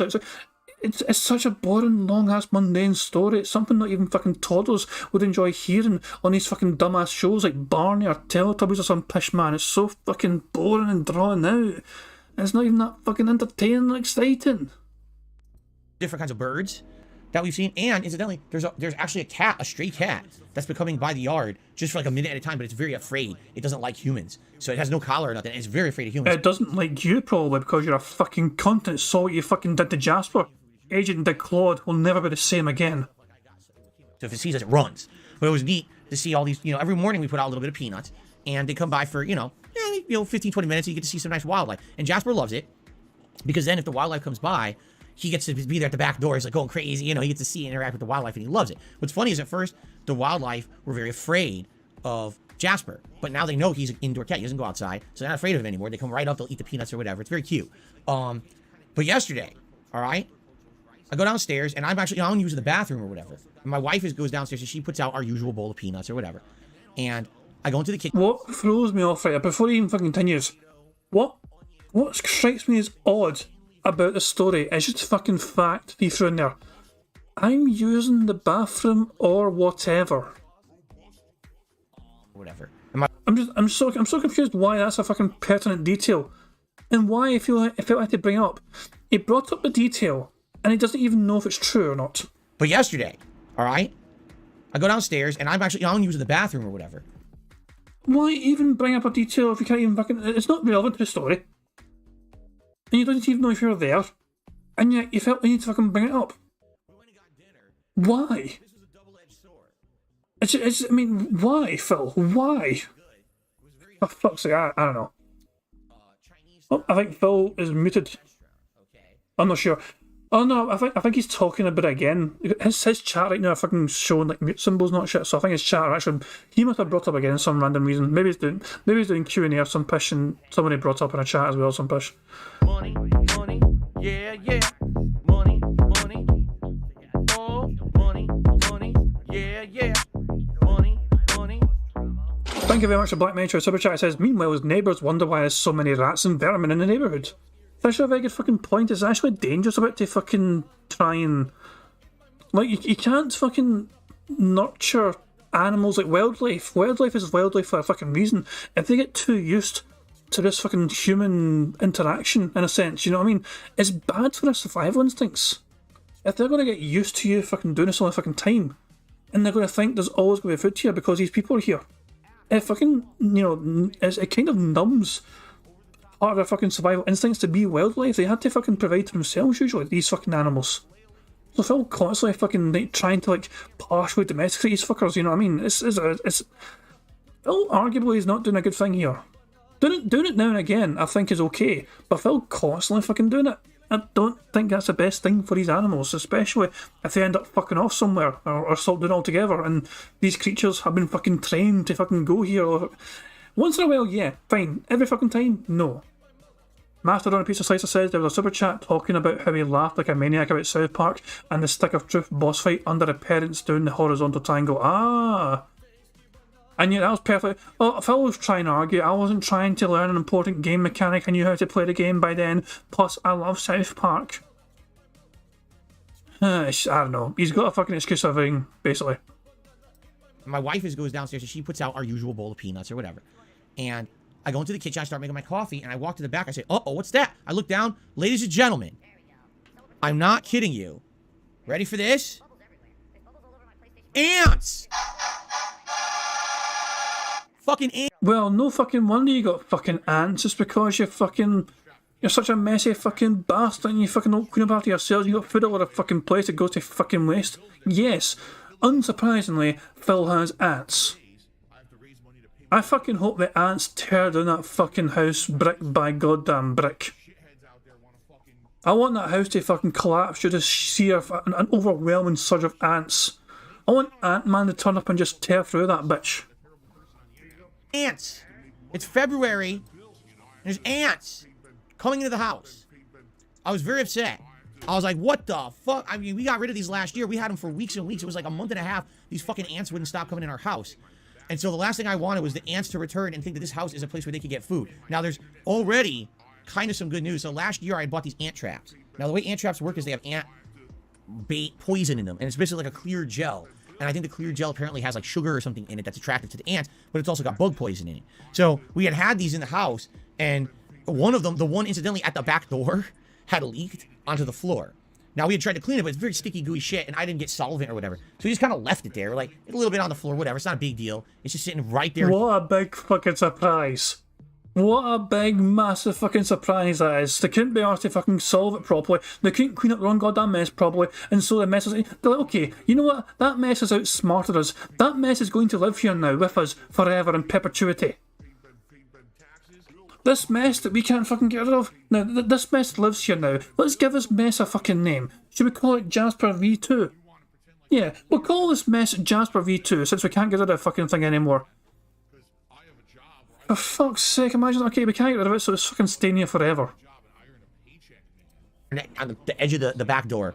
So, hey, if anything ever, you know, tries to come in, they're going to go right for that, and that's the poison anyway, right? The good news is, no, thankfully, Jasper doesn't want it. He's not going for it or anything. Cats, by the way, don't like sweet. If you don't know that, cats do not like sweet. They can't taste the flavor of sweet. They can only taste salty or savory. So to him, that's nothing. He's like, he doesn't even know what that is, so he doesn't even touch it or nothing. Doesn't lick it. So we just left it there. And I'm looking down. I got ants that had come into the house, and they all went for this gooey, sticky pile of leftover bait, poison, whatever you want to call it. And they're basically eating it. And I was like, ooh, well, this is actually fortuitous, because if that had not been there, those ants might have snuck in, and what they did last year, they would go immediately from the back door to the what do they call that? The woodwork at the bottom of your wall. I forget what it's called. The not the paneling, not the awning. What is that called? The piece of wood you put at the bottom of your wall. I can't remember. It has a name for it, okay? Is it a baseboard, a footboard, whatever you want to call it? So they would go under there. Now you can't see them because they're under the baseboard. You can't see them at all. And they would go all the way around the dining room. And then at one point, randomly, they would just jump out. And now you'd have ants all over the house, okay? They would use that baseboard as a way to protect themselves so we couldn't see them going through the house. And they would just attack, basically go out looking for food. And if that poison had not been there at the back door, likely they would have went all through the house. But thank God, the poison was there. So they're all eating it. I was like, ha, we got them. So I ended up squishing a bunch of them. Maybe some of them got it and left and went back to the colony. I don't know if they did. That's the whole point. You're trying to kill off the colony. Pixar Animations, please make this into an animation. I just want to fucking see you animate Phil trying his damnedest to fucking squish wee ants just hopping up and down in this fucking little sticky piles. Yeah, try to get them off. I just want to see that animated. I think it'd be good. And we kept looking at it all day. I'd say probably for about another 2 hours. Every once in a while, we saw a couple of ants. We got rid of them. But then it stopped. So the good news is, after a couple hours of keeping our eye on it, it looked like it was only a very few little bit of ants had come in, and we had put an end to it right away. So I already had ant spray from last year, and I sprayed the whole back step of our, that leads up to our back door. And then when I was out, I bought ant traps. And I put one just outside the door, and I put one just inside the door. So now if these guys come, and they're hungry, which is the reason they're coming, they're going to go right for those traps, get the food. And we should put the kibosh on this shit right away this year. No more month and a half of being infested with goddamn ants like we were last year. That was a nightmare. Constantly more ants coming into the house. And it was like every time we thought we got rid of them, more ants. Like, what the fuck is this? These fucking ants. I mean, the only way that we 100% got rid of it last year is I was constantly, like, for a week to 2 weeks, I was spraying the ant spray on the back step. And then the landscapers came by for like between spring and summer, like that time, and they did a thorough landscaping of our yards. And when they did, I think they might have disturbed wherever the anthill was that they were coming from, and that was the end of it. We never saw them again for the entirety of the year up until now. So gotta hope for the best. And I got traps already out, and I think we're okay because now we got it early. We caught it as soon as it happened. We caught it. We already had the thing in place, so hopefully this will not become an issue. Can't have ants. Tired of this shit. Last year was a nightmare. We don't want that back. I hate having fucking bugs like that in the house. It's gross. Okay, so we got that done. I went out and about doing my normal stuff. We had a pet store to do, grocery store, picking up things for meals for this week and stuff like that. Did Cat not go with you, Phil? Why not? It's your one precious day off together. Nothing too overly special. I had to go pick up a medication for my wife. It was really stupid because with certain medical insurance, okay, you can actually have you can have three options. You can either pick up your medication from the store, which is a hassle to have to drive to the store to pick it up. You can have it shipped to your house, or depending on the medication, you can actually have someone deliver it, okay? And sometimes if my wife doesn't have time, or maybe she forgot to reorder it right away, she'll say, I'll just have someone deliver it. It's fine. It's covered under your health insurance. So this works about 95% of the time. But just like with these other food delivery services, right? Every once in a while, you get a dunce who can't read. And I hate to say it, that's the problem with this whole gig economy. You'll have people who are completely competent. They know what they're doing. They're great workers. They do their job above and beyond. And they absolutely are outstanding. And you want to get them again, and you can't. Because in the gig economy, you just get whoever is delivering whatever. So in this case, my wife had needed a medication. She was about to run out of it. And it was supposed to arrive yesterday. And the thing never showed up. And then she looks at the tracking and it says, a person couldn't figure out how to deliver it and returned it back to the pharmacy. There's literally step-by-step instructions printed on the thing on how to deliver it. So you go to the front gate, here's how you access the community, and we're all the way in the back. It's just a person who can't read. And they're taking a delivery job, and they can't read. If you can't read, don't take a job where you have to read. This is the problem, is I get the feeling a lot of these people think, oh, this is just a gig where I can just take it, and all I do is I press go on GPS, and I just follow the GPS, that's my job. It's not. You need to have intelligence. You can't just do that job without understanding there might be some circumstances. What if there's a rerouting? I don't understand what that means. What's a rerouting, right? It's like, you see? It's just really funny that these people think that they can take a job because they don't understand English, essentially. It's what it is. They don't understand English, and then they don't, I've had times, I told you, I've ordered food before. They deliver it. Ooh, is Phil about to fucking go on a racist tirade against these fucking people that are not English speaking, trying to do these deliveries? It sounds to me that is, this sounds like racist side Phil is once again, his daily fucking dose of racism is coming to the fore. Really funny. One more time, let's just embrace Phil's racism in all its glory one more time. You need to have intelligence. You can't just do that job without understanding there might be some circumstances. What if there's a rerouting? I don't understand what that means. What's a rerouting, right? It's like, you see? It's just really funny that these people think that they can take a job because they don't understand English, essentially. It's what it is. They don't understand English, and then they don't, I've had times, I told you, I've ordered food before. They deliver it a community over, and they say they delivered it. I had the one time where the guy was next door in an apartment complex. And he's trying to call me, but I'm texting him like, here's what you got to do. Go here. No, I am in your complex. Come outside right now and get your food. And I was like, you're not in my complex. There's a GPS attached to your service. I can see where you are. You're next door. All you got to do, you go out to the main road, you take a right, you come back, you'll be at the front gate. Here's, no, come out right now. He's like yelling at me. Like I did something wrong because the guy can't understand simple, basic English instructions. Like, And I love the accent. Phil is desperate. He's put on the accent as well. He could have just fucking said it in a normal voice, but no, Phil throws on the accent. I need to, we need to enjoy this one more time. They deliver it a community over, and they say they delivered it. I had the one time where the guy was next door. The guy. It's the guy. The guy's next door. It's the guy. In an apartment complex. And he's trying to call me, but I'm texting him like, here's what you got to do. Go here. No, I am in your complex. Money, yeah, yeah. Money, oh, money, yeah, yeah. Money.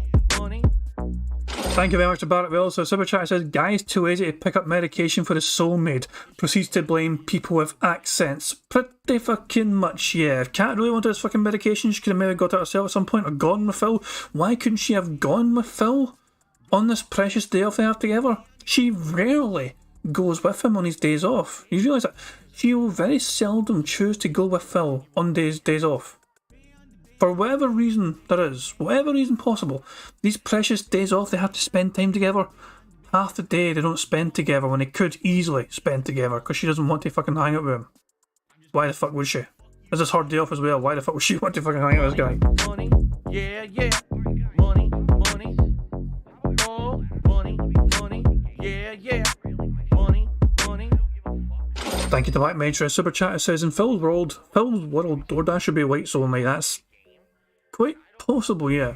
And he's trying to call me, but I'm texting him like, here's what you got to do. Go here. No, I am in your complex. Come outside right now and get your food. And I was like, you're not in my complex. There's a GPS attached to your service. I can see where you are. You're next door. All you got to do, you go out to the main road, you take a right, you come back, you'll be at the front gate. Here's, no, come out right now. He's like yelling at me. Like I did something wrong because the guy can't understand simple, basic English instructions. Like he's yelling at me. Like just how some of these people are. It's like, so am I shocked? These people? That, you know, the freaking, there was a delivery that somehow someone claims they couldn't get access. This reminds me of, remember, the FedEx delivery of trying to get this capture device delivered. There was no access to the person's home, except that we were sitting at home all day. How was it no access? All you had to do was contact us. You had our phone number and everything. So what do you... Money, yeah, yeah. Money, oh, money, yeah, yeah. Money.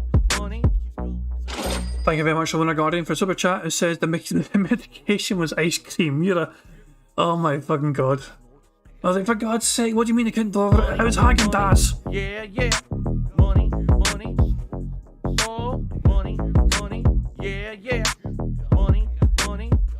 Oh, poor cat denied a fucking Haagen-Dazs or Ben and Jerry's or something. Thank you very much to Oxwarvers for a super chat as well. It said multiple deliveries have failed because they can't get into the gated community. Surely it's a fact they can't read and not Phil's bad directions. Yeah, maybe the instructions aren't that fucking good, Phil. Even for English speaking people and people with the same complexion as you. Just a thought, Phil. Because you're not the fucking best at describing things in a plain and simple manner.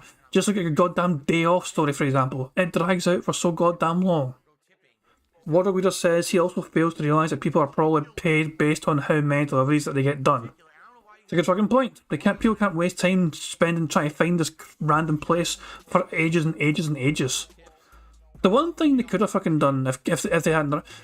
If you can't find the place, then I call you so they can help find it. You know, that's kind of one thing you'd expect. If somebody's trying to order something to you and they can't find where you are, you would expect your phone to go off and you can try and help get them to you or you to them if needed or whatever. That's what I would expect anyway.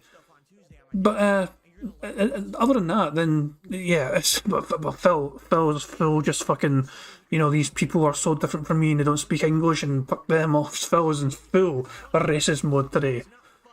Prophet says, we are asking the wrong questions here. What's the medication she needs? Birth control? Herpes meds? It's, who knows? It's probably something to fucking cope with, you know, I imagine it might be something to do with trying to fucking cope with living with Phil. I don't know. Tomion says, Phil is definitely allergic to phone calls, remember, it's only via text and emails as well. And Devilish Face says he doesn't want to talk to them on the phone because he thinks they are brown. Yeah, Phil is quite racist. Yeah. All day. How is there no access? All you had to do was contact us. You had our phone number and everything. So what are you talking about? It's laziness. So I had to drive to the pharmacy and get the prescription. Not that it was a big deal, but it was funny because when I get to the pharmacy, the pharmacist, you know, I say, so it was a med, here, it's my wife's meds or whatever. And they go look, they say, oh, we don't have it. I was like, okay, hold on. They tried to deliver it yesterday and they said they didn't deliver it. They couldn't deliver it. And they looked and said, oh, wait a minute. And they went and picked it up. And here it is. Here it is. The bag it's in, literally printed on a piece of paper, big ass eligible or legible letters. Here is exactly how you deliver it. Eligible letters. Okay, he caught himself very quickly, but eligible letters. These letters are allowed. These are authorized letters to be used on a piece of paper. Oh, my God. Eligible letters. Thank you, Phil. You fucking moron. Valedictorian, everyone. On a piece of paper, big ass eligible or legible letters. Here is exactly how you deliver it. It tells you where to go, what to do, step by step. It's like lined up. My wife had typed out these instructions for anyone who needs to deliver something to our home, how to do it. And the guy just couldn't read it. So he delivered it, undeliverable. Anyway, so I had to do that on my day off. What else did I do? Nothing too special. However, my foot is killing me. And I don't know. I mean, I'll be honest with you guys. You know, I have gout. This is something that's been an ongoing problem ever since 2015. Hold on. His foot. Again. This happened on the last day off Phil had. Right after Phil's day off last time, he had a sore ass foot and it took like a day to recover. Again. It's happened again. Look, Phil, let's just save some time, okay, Phil? Chop that bastard off. You don't need that anymore.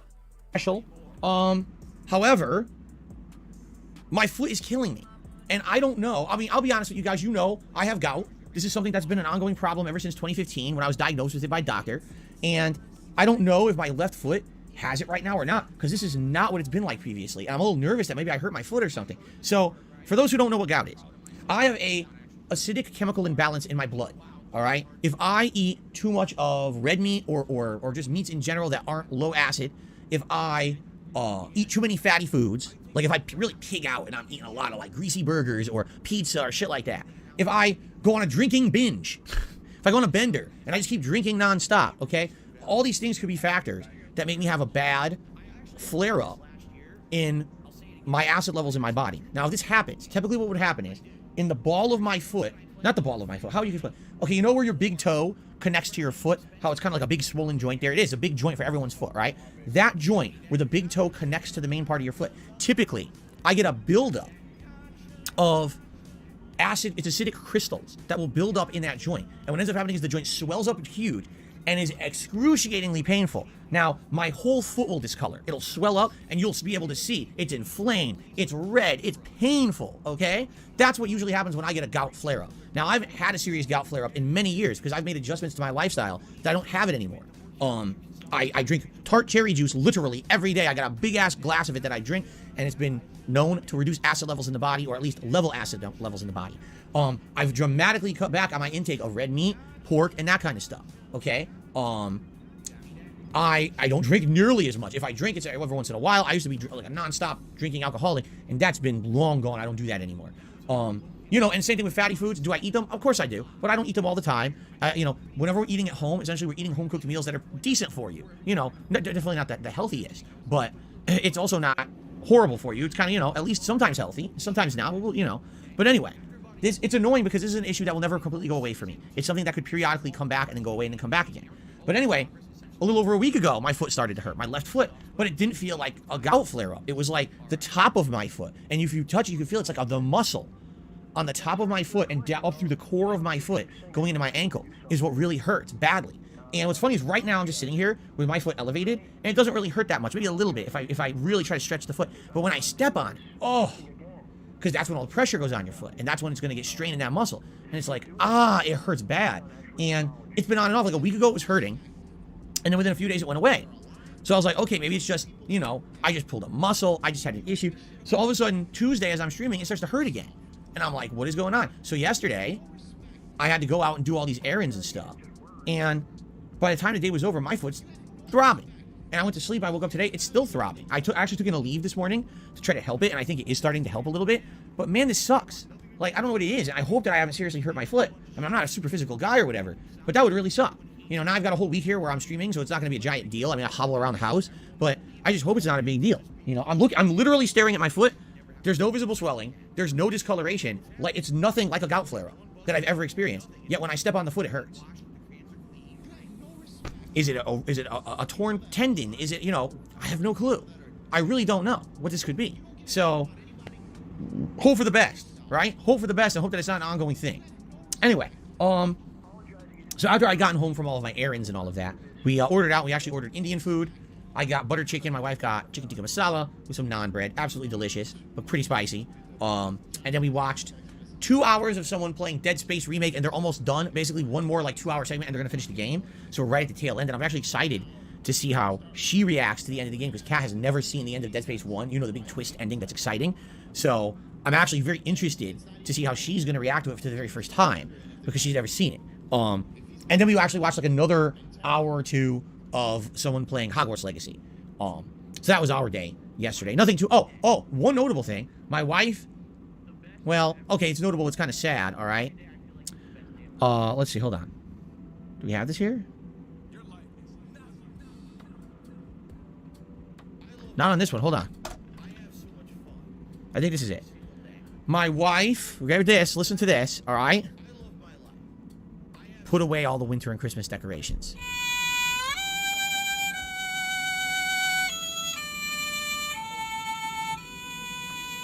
Truly a sad day in the Brunel household when all the nice winter wonderland and Christmas-like decorations go away. I'm very sad about this. I'm upset, and I have to wait till November again to see them.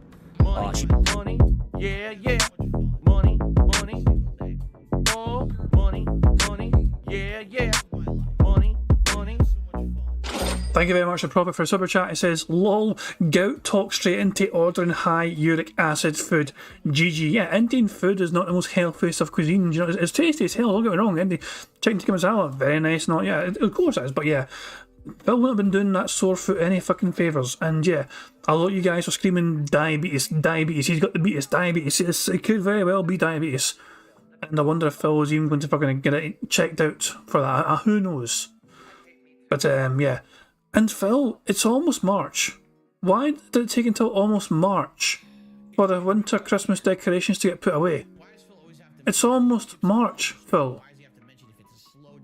We're a week to go until it's a brand new month of March. It's spring, essentially. He's like, no, the Christmas decoration only. It's incredible laziness, it really is. I'm very sad about this. I'm upset, and I have to wait till November again to see them.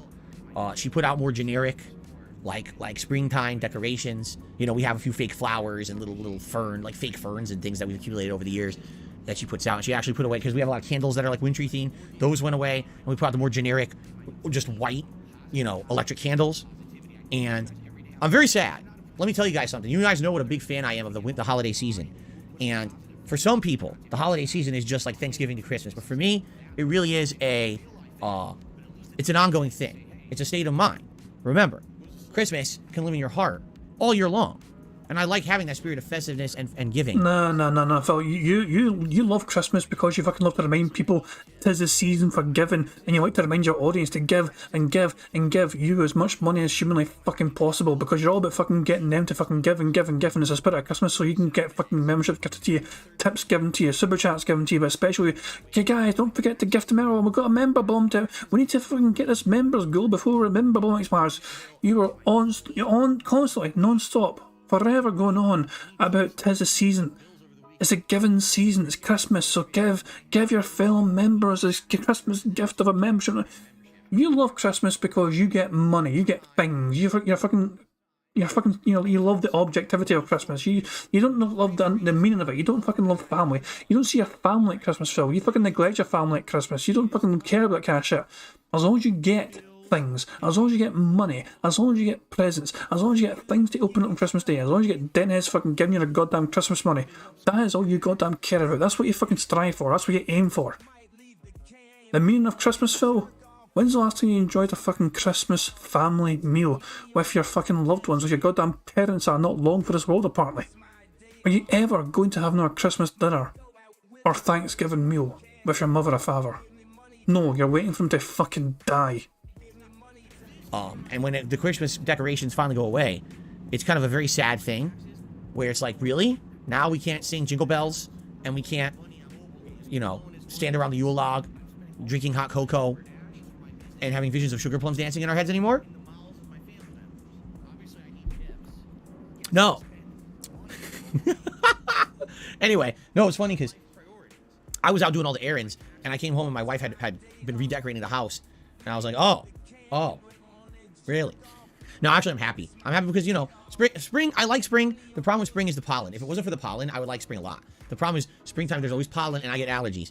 So what we're going to do is likely in the next couple of weeks, as it starts to warm up, because temperatures likely will start warming up sometime in March here in Washington State, I'm going to go and get air filters for our furnace. And what we do is we don't have the heat on in the spring. We have the air circulation. We just turn it on for fan. So the air circulation cleans the air up if you have good filters in there. So we're going to buy the better filters and try to clean the air with the you know, the vents and everything this year. Last year was bad. Last year was a really bad allergy year. I'm hoping it's not that bad this year, but you never know. Every year it's hit or miss. So, so we had that, and you know, that's really our day off. I'm trying to think of anything else really happened. Not really. Nothing too crazy special. But I was basically pleased because number one, I was following basically what everyone was saying about the 2 new playthroughs on Tuesday. I read all your comments and approved all your comments on DSP Gaming from that. I was very happy about that. We got another bingo because Phil said everyone was saying is the same as people saying. The exact same thing. So I'm counting that as another bingo. And, you know, in general, there were some leftover comments coming in on DSP Reacts from the React content that I'd done over the course of the week. Although most of it, admittedly, is trickled out now. But it seems like in general you liked it. You know, there's a lot of suggestions for improvement that I'm going to try to implement this week. You know, particularly naming of videos and things like that. But for the most part, it seems like there was very positive reception to everything this week, which is good. And it seems like you guys are ready for a reinvigorated week, which I'm happy about. Because I'll be honest, I was a little upset last week. I don't know if it came through in the videos or the streams or whatever, but I was actually feeling down on myself. Yeah, Phil, you made like a 15-minute long daily crap whining about it. You were fucking clear as day upset. There was no hiding that. There was no disputing that. You see how long the daily crap was? 15 goddamn minutes. Good evening, everyone, and welcome to the Daily Wrap for what was Tuesday, the 21st of February. He's practically sighing immediately. He's practically fucking sighing in fucking sadness immediately from the fucking get-go. 23. So, what I would like to do is approach this video in 2 very rational ways. The first half of the video, I'd like to talk about the games I played today, talk about how things went with them, what I think about them, and then I'd like to have the second half basically be about the channel performance overall this week and today, because... Shut the fuck up. Hold on. DJ General says don't forget the emergency video. Did he make an actual video separately about the memberships before they... Hold on. He didn't actually make a special big video. No, I didn't. Nah. DJ General fucking catch me off guard. He didn't make some special fucking big video. It was just a daily crap, essentially. And this thing doesn't count either, it's fucking garbage. Oh, the Reacts channel. He made something. Hold on. I completely forgot about this piece of shit. Hello? Shut the fuck up, Phil. This thing he made is... Hold on. Hello, everyone. Phil here. He made it at the exact same time. He's still wearing that fucking same shirt, and he's still got the same depressed face, and you still hear him sighing. I have to check the shorts. The shorts are what? DSP Reacts or DSP Gaming?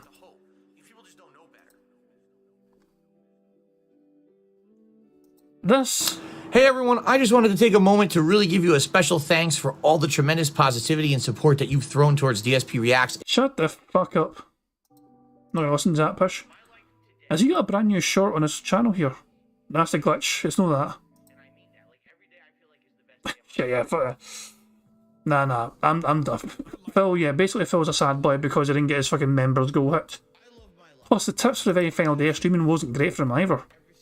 If we go all the way back up to the top here, as you guys can see, Phil's final day of streaming was rough. $78 overall for the whole day. No wonder he was such a sad boy. Keep in mind, he had just been paid by YouTube. YouTube had literally just paid him. So he was flush with cash. But because tips were poor, he was sad boy. Because, you know, I try to maintain entertaining stuff for you guys, right? I do. I want you guys to be entertained no matter what. And every day when I'm coming to DSP Gaming, and I'm noticing that viewership is diminishing and dwindling on everything I'm doing on the channel, I'm like, that's not good. That means that I'm doing a bad job of keeping you guys entertained, or else you would be watching more. And actually, it makes me feel bad that I'm not doing a good job. And I don't like that. Actually, I was feeling really down on myself and kind of a little depressed before my day off because I was like, man, I guess, you know, I was hoping with the announcement of DSP Reacts and everything, that people were going to be kind of excited and reinvigorated. But then I'm looking at like, wow, people are really saying that everything I'm doing is kind of boring, and it made me feel shitty. But that's not your fault at all. That's just me being honest with you guys. It's like, yeah, if I'm not doing a good job of entertaining my audience, I don't feel good. I feel like I've let you down. You know, as I was saying last week, I was thinking, oh, this is the week there'll be a rally and people will rally and get memberships so we can hit our members goal for the month, and, you know, especially with the new games. And literally we got 0 new memberships all last week. 0. In a whole week. 0. And I was like, wow, that's bad on me. That's not a bad reflecting on you. That's bad on me. Because maybe if people felt that I was putting out good enough content, they would support it. And people didn't in that method. Other people on streams absolutely did. You know, the streams overall did all right. And then, you know, that last day, you know, Tuesday also, when essentially I had 2 new releases, and typically on a new release day, the support is sky high, and it wasn't. In fact, no exaggeration, Tuesday was the lowest supported day all week. Other days when I was playing games like One Piece Odyssey or Oblivion, you know, or random Modern Warfare 2 streams, those were getting more support than the new release day. So again, that tells me like what's going on here. And at first I was a little worried, but then I basically saw you guys really enjoyed the content on my day off. You left a lot of positive comments on it. You really enjoyed that special video that I put out, you know, the Oblivion video with me edited into it and all that. And it kind of made me feel better again. I was like, so maybe you know, again, what it is when you're a content creator like me and you rely very much on the audience, right? I'm not someone who has 1 million viewers where I have any kind of insulation from risk. If I'm putting out content you guys don't like and you're... I feel like I want to tip YouTuber jealousy. I don't have 1 million viewers. Is that jealousy towards other YouTubers, or is it just him feeling sorry for himself? Nah, I don't think I can take it yet. It feels close to take it. He's not demonstrated it yet, but I think we're about to see it soon. Actually, I have a very good feeling we're going to see it soon, because somebody gave him a super chat, you know, like, towards the end of his fucking podcast, I think, talking about why doesn't he just get sponsorships to fucking alleviate the burden of fucking talking about gold all the time. So he's going to respond to that. He's going to be absolutely jealousy. He's going to show off jealousy towards YouTubers, and I'm pretty confident. Razzie the Lost says, literally paid by YouTube in the last 72 hours, immediately guilting his audience by feigning he feels bad cause he didn't give him tons of donations yet. This is a good fucking point. Phil has just been paid by YouTube, and yet he's fucking saying, makes me depressed I didn't fucking do well performance-wise. It is not... Phil should not be fucking talking to his audience about this fucking thing. It is not his... It's not for the audience to... This is fucking horrible guilt tripping. This is disgusting behaviour, because he is fucking trying to elicit some sort of kind of bounce-back result. He wants to fucking prompt these fucking viewers into fucking saying, oh, Phil was feeling sad, so here's my money. Fuck no, Phil. There's nothing wrong with being honest with your audience, but your audience should not be fucking getting told this sort of information. I wouldn't tell you guys this fucking kind of thing, because it's not a burden for you guys to fucking hear. If things aren't going fucking well for me financially, that's a me problem. That's not a problem for you fucking guys. You know, you guys don't come here for fucking that kind of shit. So yeah, Phil's chat. Most people fucking watch content creators to fucking escape real life fucking shit and enjoy gameplay and enjoy a content creator. They go to DSP Gaming, and what's he fucking doing to them? He's complaining about money. He's complaining about how fucking poorly things are going. He's complaining about this, complaining about that. Brand new fucking games, didn't get the fucking attention he fucking wanted. The audience don't fucking need to hear this shit, Phil. They shouldn't be hearing this shit. Where I have any kind of insulation from risk. If I'm putting out content you guys don't like and you're not going to support, it makes me feel like shit, and it makes me nervous. And I was definitely feeling that pressure last week a lot, all right? By the end of the week, I was actually feeling kind of depressed, and now that I'm a day off, and I'm watching you guys watching the new gameplay, and you're liking it, and I see people enjoying the stuff on DSP Reacts, and I see people enjoying the new video, I'm like, all right, I feel better again. I feel reinvigorated to come back today and hit strong and have a great positive week with all of you, because this is going to be a crazy week of variety for sure coming up. In which case, I think that's what we should talk about. Let's talk about this coming week, all right? So, today what are we doing? It's Atomic Heart on the first stream. We're basically taking what we did Tuesday and we're flipping it. Now it's going to be Atomic Heart on the first stream and Like a Dragon Ishin on the late stream. So, after 3 more hours of Atomic Heart, we need to determine if this is a full playthrough I want to do or not. Right now, I'm totally on the fence, because there's things in the games that I like and things that I don't like. I would say the story is kind of interesting, the atmosphere, but I just don't like the combat right now, and the audio is annoying. Like, just, the audio levels are not balanced. The audio is talking over itself. It doesn't feel like the audio director knew what they were doing. Like, how do you not understand that having 3-4 people talk at once is not a good thing? Like, it's just kind of bizarre, right? So, 3 more hours today, and let's see by the end of today's stream if this is something that we fully want to continue with as a playthrough or not, okay? Tonight on the late stream, 6:45 p.m. Pacific time, 2 more hours of Like a Dragon Ishin, and we actually are in the better part of the game. We've passed that introductory, hold on. I wanted to sip. We're past that introductory part of the game, and we're into the meat of it now. So I think tonight's stream will actually be much better than that first one, where there was 2 hours of story, blah, blah, blah, blah, blah. I think today will be a more interesting stream for sure. Hope you'll join me tonight for that, and give it a shot, okay? Now, both Friday and Saturday, things are breaking up, because rather than it be all gameplay, we've got not 1, but 2 days of React content, okay? Tomorrow, we're still going to do the Level 1 podcast here at 10:45 a.m. Pacific time. But once the podcast is done, we're going to swap over to my React channel, DSP Reacts. You can find it at youtube.com/@DSP Reacts, okay? On that channel, I'll be doing my weekly DSP versus the internet stream. And we're going to be reacting to videos that the members over on DSP Reacts have been submitting. And I can tell you, there's been a good amount. And actually, I'm going to go through these tonight. I'm going to make the playlist, so it's all set up to go for tomorrow's stream, okay? It looks like we have just as many, if not more, submissions this week than we did last week, which is a good thing. The more, the merrier. And as that channel grows, likely we're going to get a few more members every week and more people who want to submit videos for the show, and that just makes the show better. The more, the better.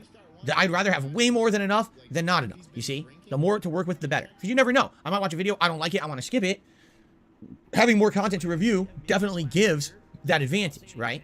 And I should say this as well. It's first come, first serve, meaning if you're a member and you post up, you know, your video nominations right away as soon as I post up the thread to do so, I'm going to check those out first. If you're someone who literally waits until the last minute tonight to post up your video nomination, likely I might not get to them, you see? Anyway, I'm excited for the show. Last week it went well, although admittedly not every video type worked. And I think what will happen is as we do this show once a week, every week, it'll get better because people will get more used to, oh, this kind of clip works, this kind of clip doesn't, and people will get better at their suggestions, okay? So I'm excited for this tomorrow. I'm going to start naming the videos differently when I upload them. I'm going to say what's in the video first. So for example, it'll be like, you know, zany animals, wacky YouTubers, and, you know, a car wreck, DSP Reacts. Fucking fantastic. That is so giving us another bingo because it's an example. So, we're ready for that. We are technically 7 away, sorry. Yeah, we're technically 7 away from a full house, but we have three spaces, remember guys. So we are really only 4 away. That way you know what's coming first, instead of DSP Reacts Episode 2, Part 1, and then you won't even get to see what's in the video if I title it that way. So I'm doing it backwards, so that way it makes sense. You'll be able to know what's in the video. That's a big suggestion I already got. I'm also going to try to keep the videos to around 20 minutes long. My goal is to make about 8 videos during the 3-hour stream tomorrow, because what I want to do is every day get a new React video on the channel for you. And if I spread it out that way, then we'll have enough content that every day this week we have a big 20-minute segment of React content. As opposed to last week, well, I had 2 videos on Friday, 1 on Saturday, 1 on Sunday, 1 on Monday, 1 on Tuesday, and then I ran out. So we had nothing yesterday and nothing today, and now the channel's just kind of sitting there until tomorrow. And I would just like to have content every day over there. That would be a good thing. Your daily dose of silly React that I'm reacting to. You never know what Phil's going to react to on a daily basis, right? That's kind of what I'm going for.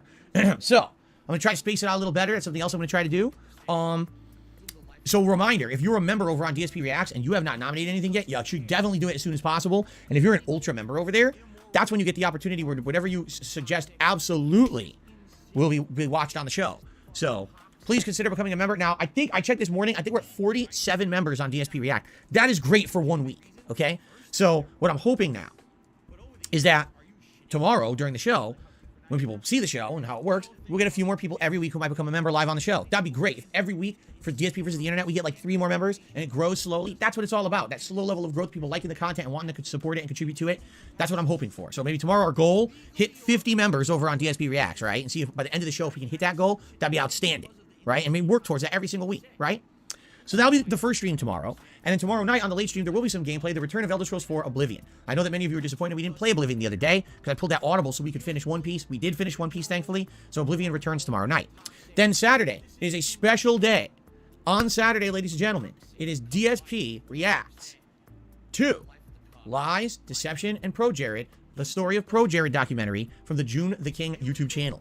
Okay? I hope that you guys will join me for that. It's all day long on Saturday. First, we're going to do the Level 1 podcast here, and then we're jumping over to DSP Reacts. This is a 90-minute documentary, but as you know, when I react to documentaries, it takes a long time to get through them. Essentially, you can double the length of the documentary. That's at least how long it's going to take me to get through for a special React event like this. But in addition, I'm actually going to be ordering food, and I spoke with my wife. Hooray! It's an addition. We have our fucking bingo. An addition. It takes for a long time to say addition, but we finally got there in the fucking end. It's another fucking bingo.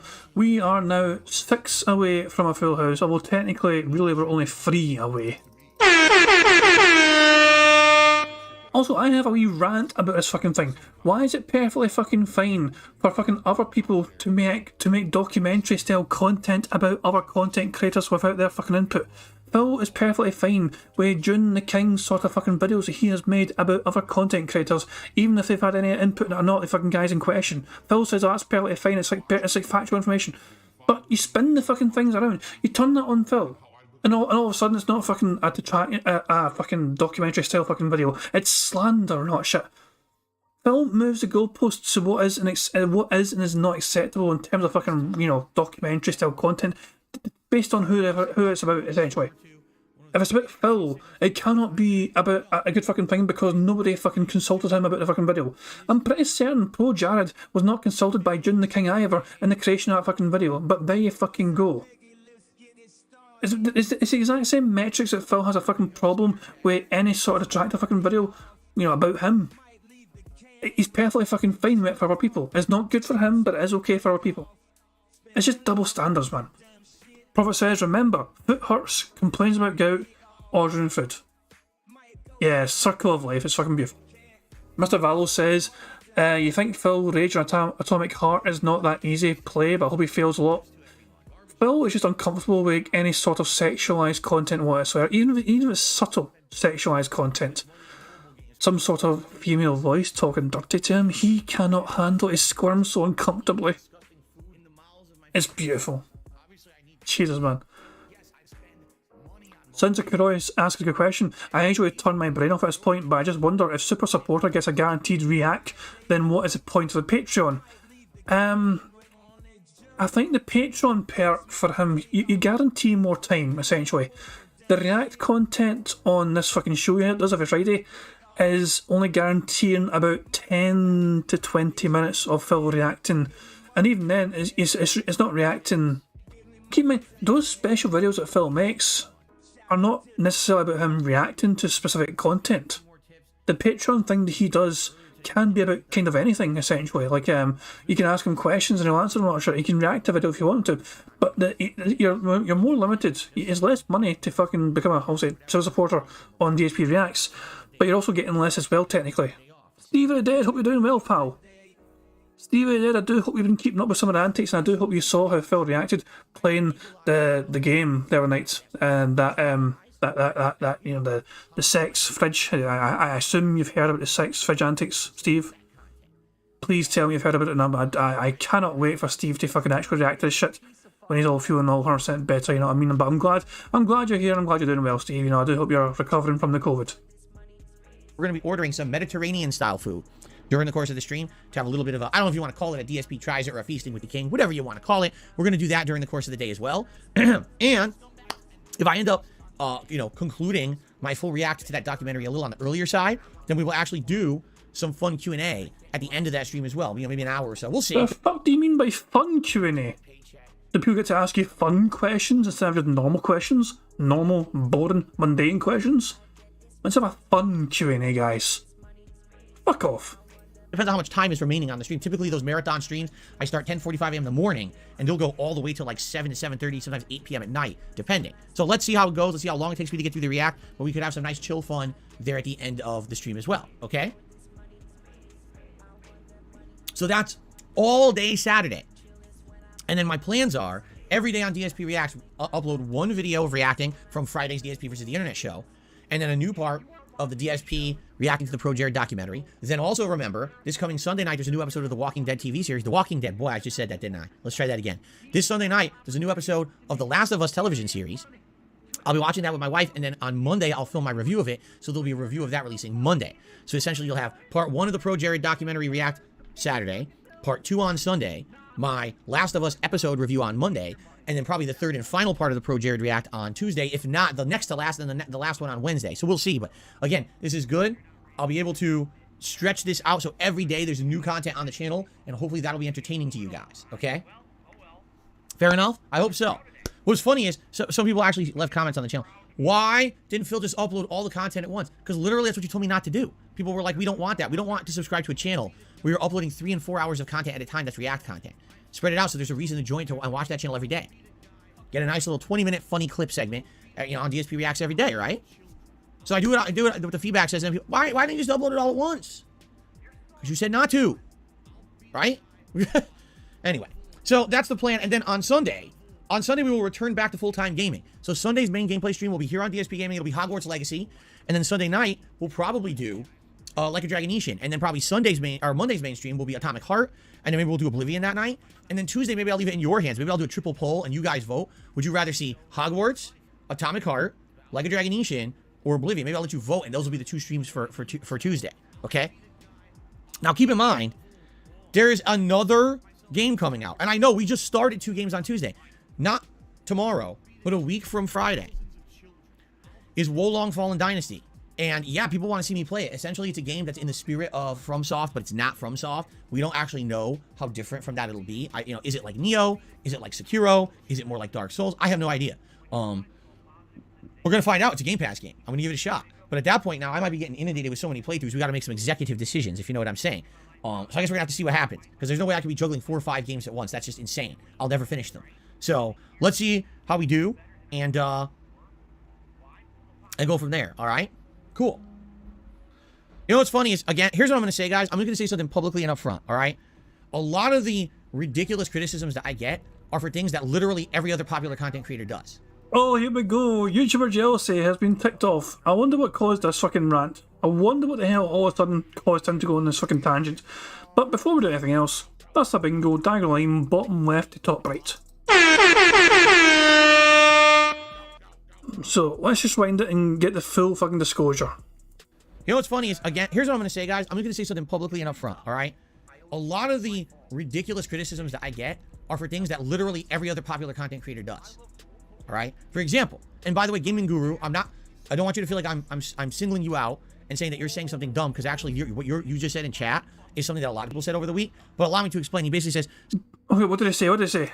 So let me get this straight. He's going to do a 4-hour react tomorrow, but he's going to stretch it out into 20-minute parts. He's only going to upload once a day. Ha ha ha. Like, he thinks it's funny. Like, that's stupid. That's literally what everyone does. I'm serious. Go watch guys like Moist Critical. Go watch others. They have like a react stream they do. They watch all this react content, and then it gets clipped up, and it gets uploaded into separate parts over the course of the week. That's how everyone does it. But when But Phil, I thought you claimed you weren't like other content creators, which is what made you different from them and better than them, apparently. I thought your content was better because it was so different from all these other YouTubers that all do the same damn thing. You can't all of a sudden just be fucking proud to be doing what everyone else is fucking doing. You're trying to fucking claim that you're fucking one that's different from everyone else, for fuck's sake. I do it, oh, that's a horrible idea. Why are you doing it that way? Right? But if someone else does it, that's big. Oh, that's great. That's the best thing. I'm so happy you're doing it that way. But when I do it, oh, that's terrible. Right? So what are you talking about? Right? Like, what on earth are you talking about? Like, why is it okay for them but not for me? It doesn't make sense, right? Your criticism has to be fair. And what I've noticed, increasingly, I'll tell you this. Everyone says to me, Phil, do you watch other content creators? Well, no, I don't. Now, actually, in the last year and a half, I've started. I started to pay attention to my contemporaries. I start looking at channels that are double, triple, quadruple, quintuple my size. In some cases, 100 times my size. And I see the things they do. And in some cases, I hate to say it, you know, not even as good as what I do. I watch someone. I'm not shitting you. This is not me trying to make fun of this person. There is someone who literally probably makes 4 times as much as I do on YouTube.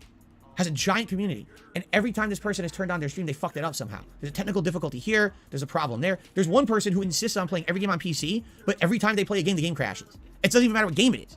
And all his audience says, why are you still playing on PC when it's so inconsistent? And he insists on playing on PC no matter what. I must play these games on PC. It's the best experience. Literally, every time this guy streams, his stream crashes. Because his fucking PC crashes. But he keeps doing it. You know? Take a look at my content, all right? And tell me, is it consistent? Is it sound? Right? And have I not kind of gotten this down to a science? That when I say, I will be here today at this time streaming, and you can expect this game or whatever, and it happens, correct? A lot of these content creators, they're inconsistent. They constantly have technical issues. Here's another big one. And this one I've absolutely got to call out. Because this one actually irks me a lot. And I want to get this one off my chest. Okay, you ready? This one, everyone prepare. I'm actually going to, is this it here? Hold on. Shut the fuck Gotta find up! It. Here it is. Okay. This one, I'm going to yell a little bit. All right? I'm going to yell a little bit. All right? Because I feel like I deserve to get this one off my chest. I feel like it. Please give me the benefit of the doubt. I feel, by the way, garbage truck outside making a lot of noise as I'm about to start this. Now I feel like I'm playing Atomic Heart. I'm about to say something critical and important, but there's atmospheric noise drowning me out and you can't hear me. Because the fucking truck is outside, right?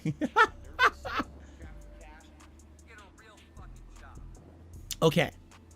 All right, the truck is driving away now. Okay, so here's the deal. For many years, especially since I became a full-time streamer and content creator, right? I would turn on my stream, all right? And we would do what was used to be called the pre-stream. Now it's a podcast. It's actually the level 1 podcast. Now everyone knows my podcast runs from 10:45 a.m. to 12:30. It ends, and then we have gameplay after. Everyone knows there's segments now. But back in the day, I didn't have that. It was just pre-stream. And it would be me talking with you guys about various topics, important topics. I'd be answering your questions and all.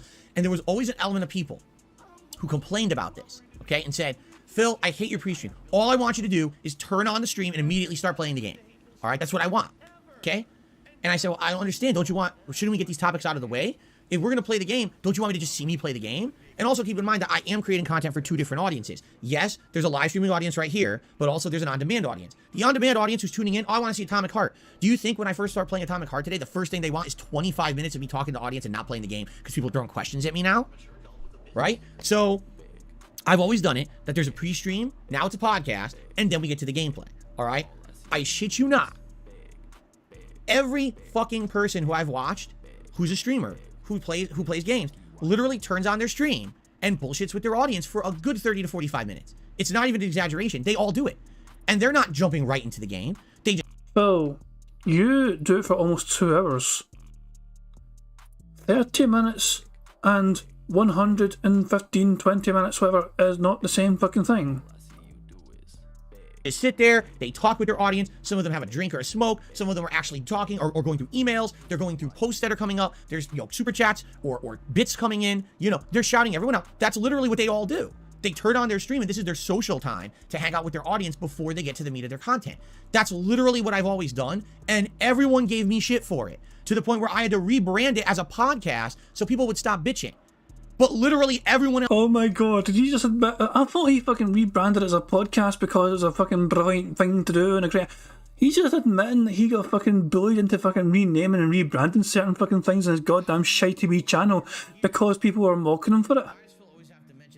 I didn't realise Phil could easily be this fucking bullied. This is just like, bullying has made Phil rebrand to the Level 1 podcast. That was me thinking it was just Keemstar dunking him that made him rebrand to the fucking Level 1 podcast, but there you fucking go. It's people just mocking him and bullying him into this fucking shit all the fucking time. God damn, it's incredible. One more time, Phil. Admit it. The mask has sucked off. Admit it one more fucking time why you fucking rebranded. The meat of their content. That's literally what I've always done, and everyone gave me shit for it, to the point where I had to rebrand it as a podcast so people would stop bitching. But literally everyone else does it. Every fucking person. So all those years, people treating me like shit, saying, Phil, your content's bad because you don't get right to the game and all we want is the game. I can't think of many detractors that have said it like that. No, your content's bad, Phil. But no, here's why it's bad in a variety of fucking ways. One, you spent half of the goddamn fucking playthrough looking towards your chat to get him to fucking play it for you because you don't have any fucking, brain cells firing off the fucking social for you because you're fucking incompetent. It's basically a fucking audience are playing the game for you. Any fucking game that requires any sort of fucking actual intelligence whatsoever, you are fucked. Because you've got no fucking active brain cells, that fucking greasy head of yours left. So yeah, that's why your content's bad for a fucking start. Why is the podcast section fucking bad? Because you spend 90 to 100 to 10 fucking goddamn minutes ranting and raving about a boring fucking thing like what you fucking did in your day off and you woke up one fucking day. What you fucking do every single fucking day. You woke up and you had a fucking breakfast muffin. You shoved that fucking breakfast muffin down your fucking greedy little fucking mouth. And then you fucking turned to Cat and said good morning, Cat. And then you turned to Jasper and you said good morning, Jasper. It's the same old boring shitey fucking stories every single fucking week. Nothing interesting happens. Nothing exciting happens. You can try and spin it as something interesting and something exciting, but the fact of the matter is your life is fucking shite, your life is fucking pathetic, and then no one really fucking cares about that fucking sort of thing going on in your empty ass fucking life. This is why you fucking share these fucking things with your audience and nobody fucking cares because it's boring as shit. They're boring your audience to fucking tears, Phil. No wonder they want to take on with a fucking game. Yeah, money, oh, money, yeah, money. And now he's done with the fucking boring ass goddamn stories about what he's fucking done this fucking empty ass day off. He then fucking goes, by the way, guys, we need memberships, we need tips, we need super chats, we need everything because I want money. I need money. Never mind the fact it's got fucking paid by YouTube. I need all this fucking shit. Keep fucking giving me money, guys. Don't forget, guys. Remember, I'm not going to mention it during the gameplay. Let me stop recording for a second so I can beg some more, so in case people clip me and make fun of me. Stop recording. Okay, guys, please, it was been a slow fucking day. Step it the fuck up. For fuck's sake, thank you very much to Shallow for a super chat, who says the fact that we had to make a bingo game out of it proves this point, and precisely. Pre-fucking-cisely. Phil is so boringly mundane and predictable for every single fucking podcast. We have a goddamn regular bingo game for all the dumbass things he says and does. There are 118 different possibilities for a bingo card. 118 different Phil sayings and actions and things like that. It's possible getting a card. I'm always adding to it. You know what I added the other day? The most recent addition, it's not made it to this very card. This card has not got it. But the most recent addition to the card is admittedly. Because Phil's saying that a lot. Well, he says that so fucking much, admittedly. So that might feature on a future bingo card. 118 different things. And that's not even including snort. Actually, snort's not including snort. Snort is like the usually free space. Snort, amazingly, is not 118. But more often than not, it's a centre space. It's just incredible. I mean, I can show you guys. Hold on. You want to see? You guys want to see the list? I have a big notepad file. Now, where else did I show this off? Here's the whole list. Sound good. I mean, I could read off the whole thing, but it would take fucking forever. But you see what it is here? Phil saying help, him being food talk, burping, tip slip smack, members, him drinking, him saying support, fuck time, him touching his ear, positive content, drama, touching, hateful slurs, he touches his face, on demand, engagement, you guys, his chair creaking, that being said, new games, him slapping his leg, him dead air, voice crack, shocked, here's the thing, all these things Phil says and does on the regular night ad every fucking time. I'm still tapping the down button, now you fucking go. The 3 most recent additions to the bingo card, percent, million, and admittedly.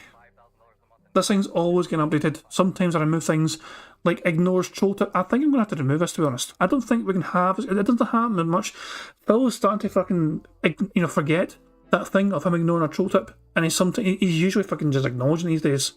So I think I'm going to remove ignores troll tip, because these days Phil's just fucking taking it because he's agreed with you, bitch. But other than that though, this thing is always getting worked on. I'm always adding things because Phil is always... There's always fucking shit to add to this thing. Things that Phil always says and does. I'll just save that shit, then we fucking go. God damn. You get what I'm saying though? 118 or something, it's now 117 again because I just removed one. That weapon says you should see my notepad of DSP comments and jokes for the past 8+ years. I fucking man, your joke collection's a fucking scary thing indeed. Silent Weapons, you're a very funny guy. Mr. Val says, good sir, you're just awesome, keep up more and show who is boss. Good stuff. So thank you very much. Okay, let's get my rant's over. Phil's fucking rant, him try and shill his fucking content is fucking meaningful and all that shit compared to everyone else. Phil, your content's garbage. Your content's predictable. You could fucking replace your live stream with a fucking pre-recorded thing from a year ago and people wouldn't know the fucking difference. That's how boring and mundane your shite has gotten. This is all 1.25 speed, by the way.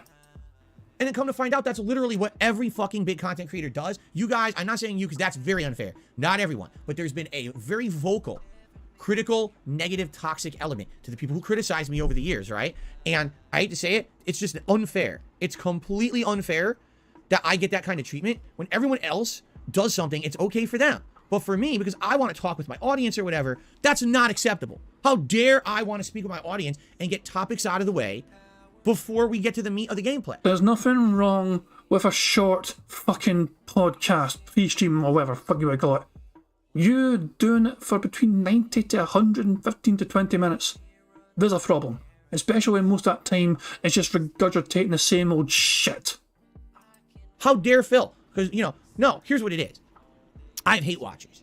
There's people out there who literally just don't like me and they hate my guts. So what they will do is just criticize everything I do, no matter what I do, even if it's something that's a common practice from other content creators. That's very successful. If I try to follow along with that, oh, it's wrong because Phil's doing it. But everyone else can do it and it's fun. When Phil does it, it's completely wrong. Because for these people, no matter what I do, it's not good enough. All right? You know, I'm going to debunk this a little bit straight away. I don't really... you know Moist? You know XQC? You know these other big content creators? I don't fucking watch those fuckers. Now that's my choice. I don't watch them because I don't care for them. That's just my choice. I'm not saying it's not bad content. I just don't fucking care. Pretty much the only content creator I watch on the regular is people like fucking this clown here. I don't watch streams of other content creators. I watch their videos. Yes, they're edited videos. I watch their fucking videos.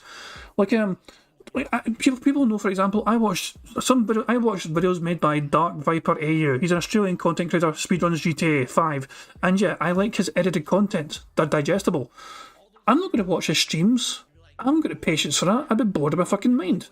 No offence to Dark Viper, but there's a lot of setup involved in some of the things he does for his gameplay, and I've not got the patience for that. I don't want to fucking commit my time to that. The only person I watch in a live stream kind of format essentially is Phil Burnell. So I'm not fucking comparing him to other fucking content creators in that fucking regard for what they fucking do in their goddamn streams, because I have no comparison. All I know is that Phil spends so much fucking time talking about the same old shit every single fucking time, every single fucking day, every single fucking week, every single fucking month, every single fucking year, for the past decade. And it's just boring as all hell, and yet he thinks it's fucking robust and meaningful content that he's providing on a fucking daily to YouTube. Here's my fucking level 1 podcast for this fucking day. It's just as fucking amazing as the fucking last one, except now it's about today's stuff instead of yesterday's fucking stuff. Fucking hell, man. Caleb says, like, I like Dark Viper 2, but his streams are boring. Yeah, exactly. This streams... Guys like him and Virtual as well, like fucking Norwegian Trackmania guy, Virtual. He makes great fucking things. When these edited videos are pretty entertaining. But a live stream like this, it's just so much fucking time. These guys stream for like fucking hours and hours at a time. It's just one of those things. Prophet says, come on dude, I swear I saw you in a cam girl live stream with Derek. No. No, but not guilty, not me. That's slander, good sort of fucking slander, and also it's libel because you wrote it down. So here's what I've learned. Now, see, people over the years, they made a mistake. They always said, Phil, you should watch other content creators. And I said, no, I'm not going to do that. Now I've actually started for about a year. I've been doing it. And now I can tell you. So, you claimed you had no time to do it before. You claimed you had never had fucking time to endure other content creators because you're so busy with your own fucking job. You spend all your day in your fucking office creating fucking gameplay, creating content. Then you got to babysit the uploads. You got to title them all. You got to upload them all. You get the thumbnails sorted for them all. And then you get to spend a little tiny bit of time with your fucking wife after you're finished. You claimed you never had fucking time to watch other content creators before. All of a sudden you have all this fucking time, despite your schedule not changing one fucking bit. You're still doing the same hours as you did before. But yes, all of a sudden you have the fucking time out of fucking nowhere to enjoy these other content creators. Where the fuck did that come from, Phil, and how? How did things change all of a sudden? Because the timing of everything has not changed one fucking bit between the time you said you couldn't fucking enjoy our content creators to now. Yeah, I can see how unfair I have been fucking treated since I've been a content creator, alright? It's not fair that I get treated like shit. So I'm not putting up with that shit anymore. So Gaming Guru... What you gonna fucking do about it, you fucking little pig? I'm gonna if I'm watching for someone being a prick, a boring ass prick on their fucking stream, I'm gonna call them out for it. You know who else is fucking boring to watch as a live stream person? RTU.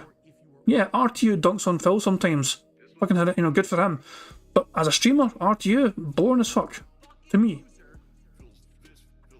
Politically says he found a pig in Atomic Hearts. Oh, is he playing gameplay now and he found a pig? An actual pig? Fuck me, man. Is that a robot pig?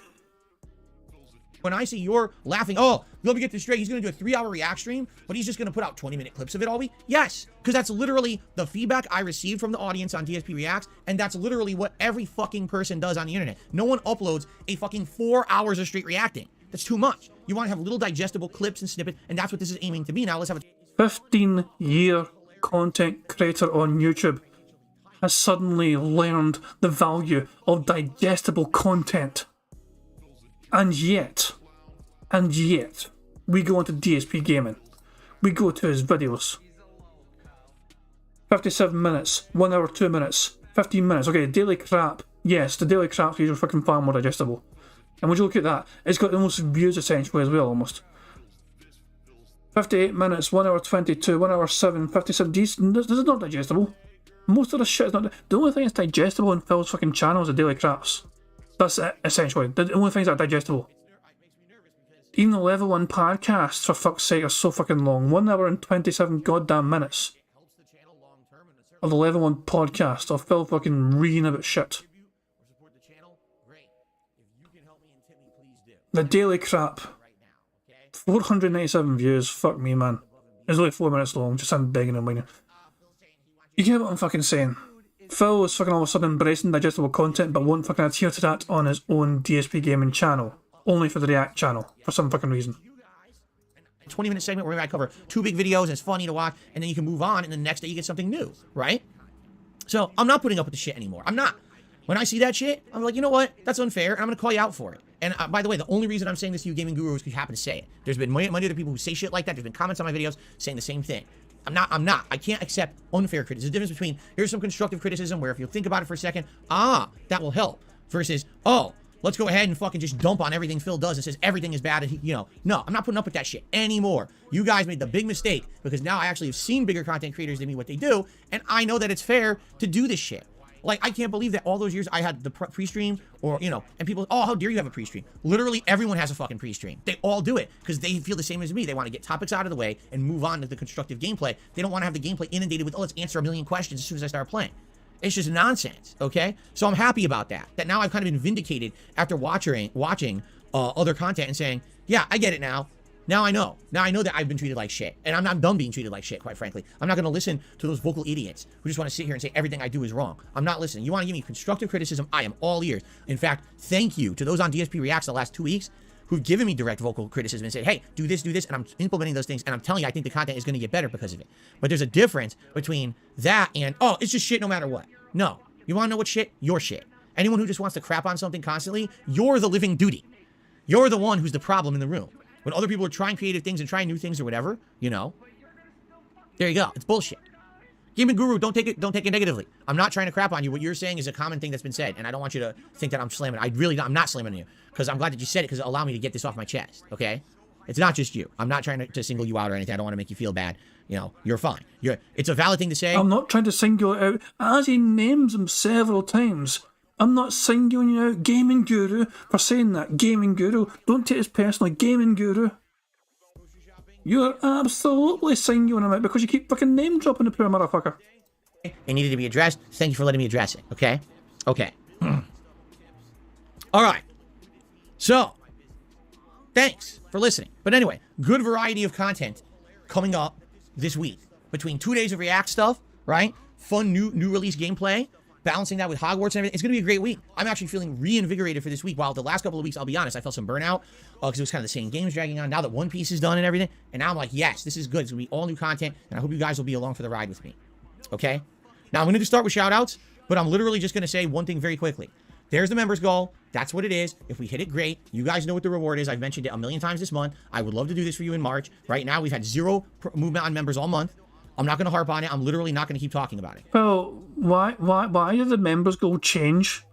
It was at 550, Phil. Why did it go from 550 to 475? I thought 550 was a big important number that I had to hit, otherwise it was going to be impossible to hit it. Why did the number change, Phil? You hacked? Did a retractor fucking hack your fucking OBS and change the number? Because I was sure the fucking number wasn't going to change. I thought 550 was meant to be a target. Please, I do hope somebody fucking baits him into fucking him trying to explain and justify it.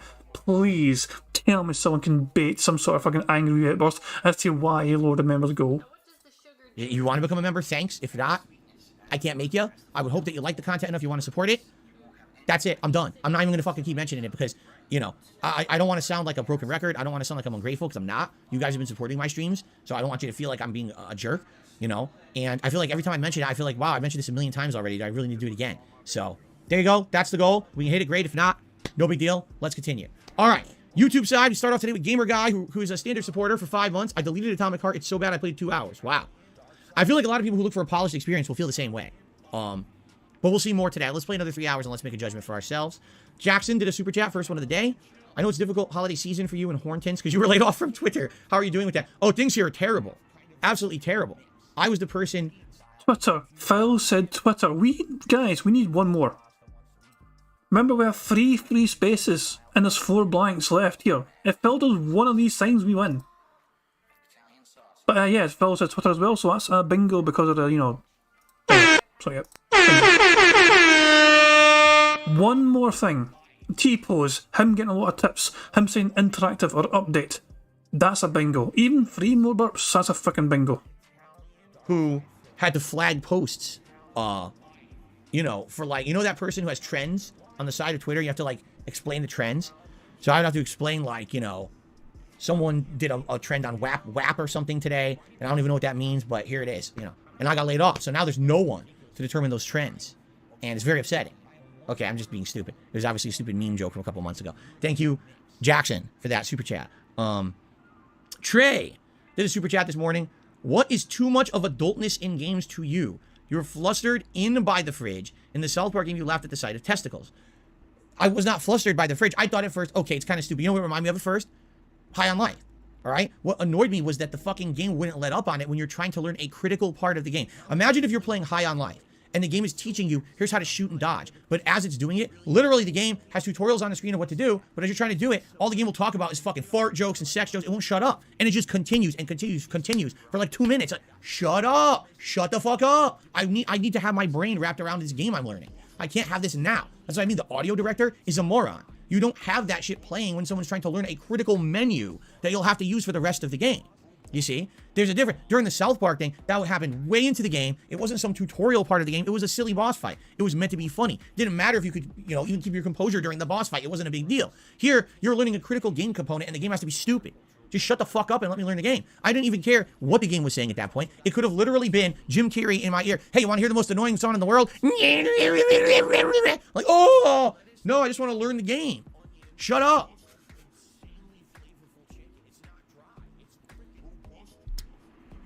Okay. Anyway, continuing on. Pep did a super chat. Can you shout out my friend Drawn? What? No, I'm not even going to say that, Pep, because I don't even know what that means. And I don't say shit that I don't recognize on my stream, so I'm not saying that shit. Because I'm going to get myself in trouble. So if that's what you're aiming for, you're aiming in the wrong direction, and you're not going to get satisfaction. Okay, I don't even know what it meant, so I'm not saying it. Okay, some tips of... Getting some requests to have that fucking noise made again. Oh, people want a thumbnail as well, but possibly. Okay, hold on. But currently the thumbnail for tomorrow's bingo is this. So we need an improvement on this. And that's Phil's best side. So let's see. Have literally been Jim Carrey in my ear. Hey, you want to hear the most annoying song in the world? So, okay, hold on. What the game was saying at that point. It could have literally been Jim Carrey in my ear. Hey, you want to hear the most annoying song in the world? Like, oh, no, I just want to learn. Okay, that's the clip. Now, Hear the most annoying song in the world. So, people, what do we think? So, thumbnail worthy.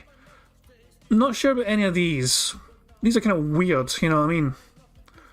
So maybe here. Maybe here. So all this stops moving and it stops being... I love how the whole entire time, he is watching himself here. His eyes are glued to that fucking monitor here. Even before the blink. Look, the whole time. We're going backwards here, but look, the entire time, he's not looking at the camera, just looking at his, engaging with his audience. No. He is watching himself do this on a monitor the entire time.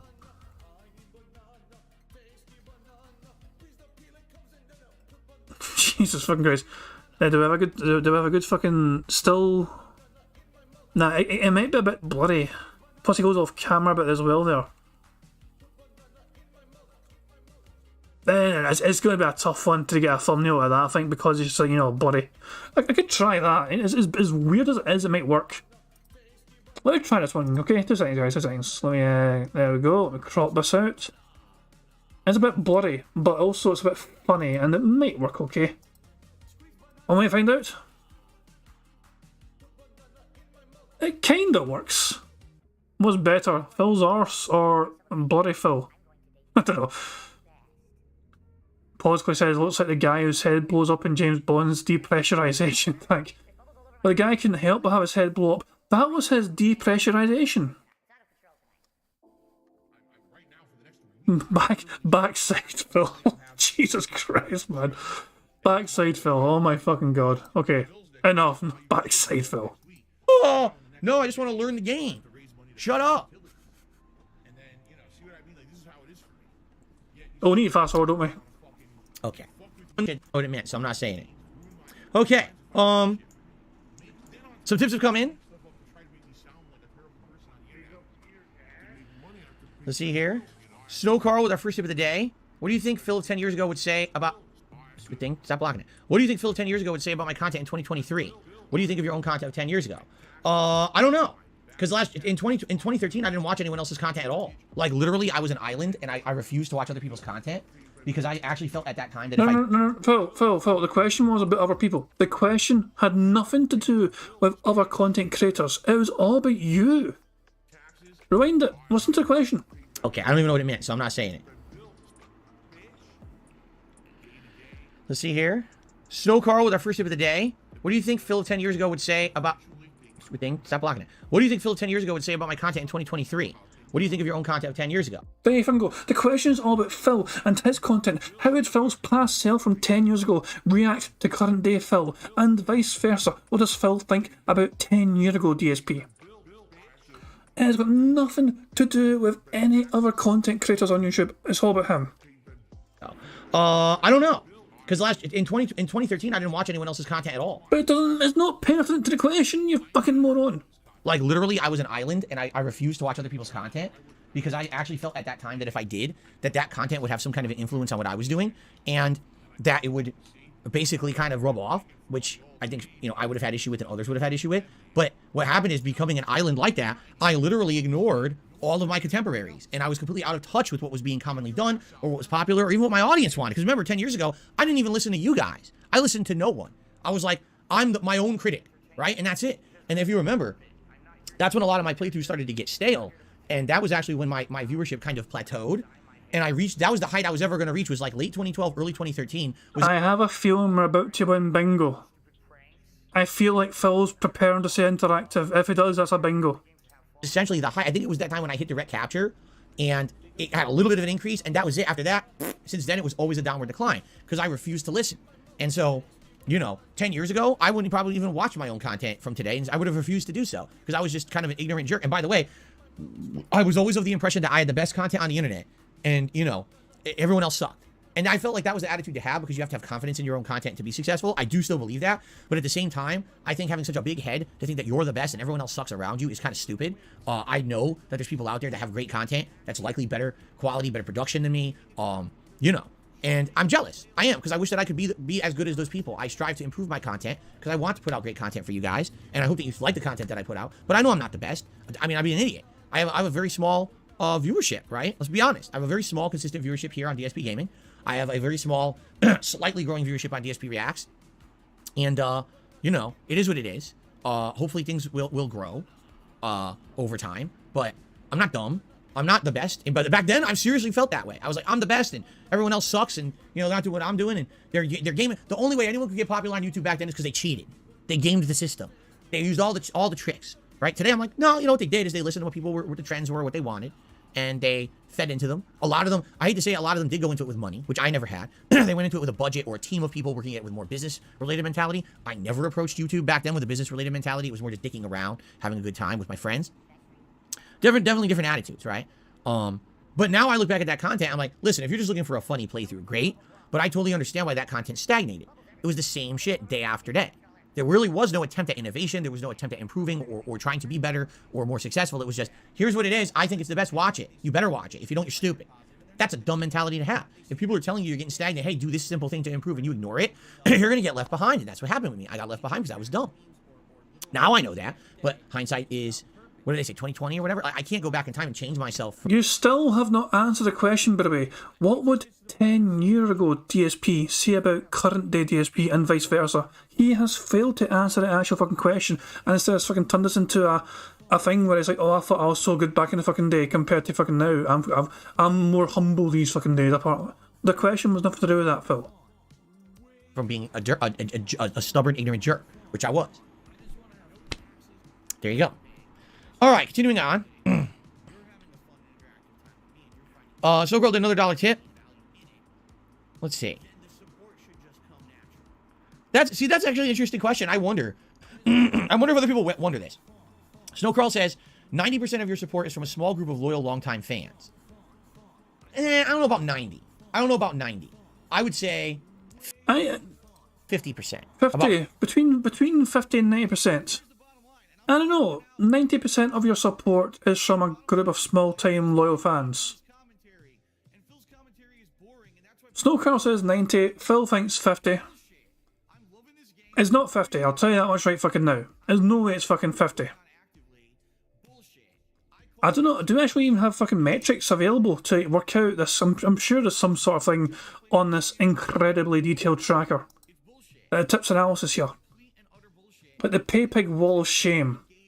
These are the guys on the wall of shame here. Monthly tips break. Jesus, there's so much information in this fucking thing. There's so much. Yeah, there's also fucking regulars. 1 minute, man. The most regular of all.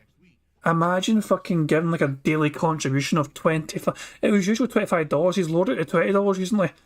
Finally, inflation hit 1 minute, man, and he couldn't give $25 a day anymore. He had to lower it to $20.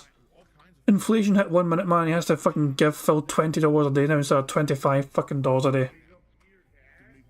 $12,625 given to Phil Burnell by this one singular person, which is look what started recording since the fucking April. This is in the space of almost 2 years. In the space of almost 2 fucking years. April 2021.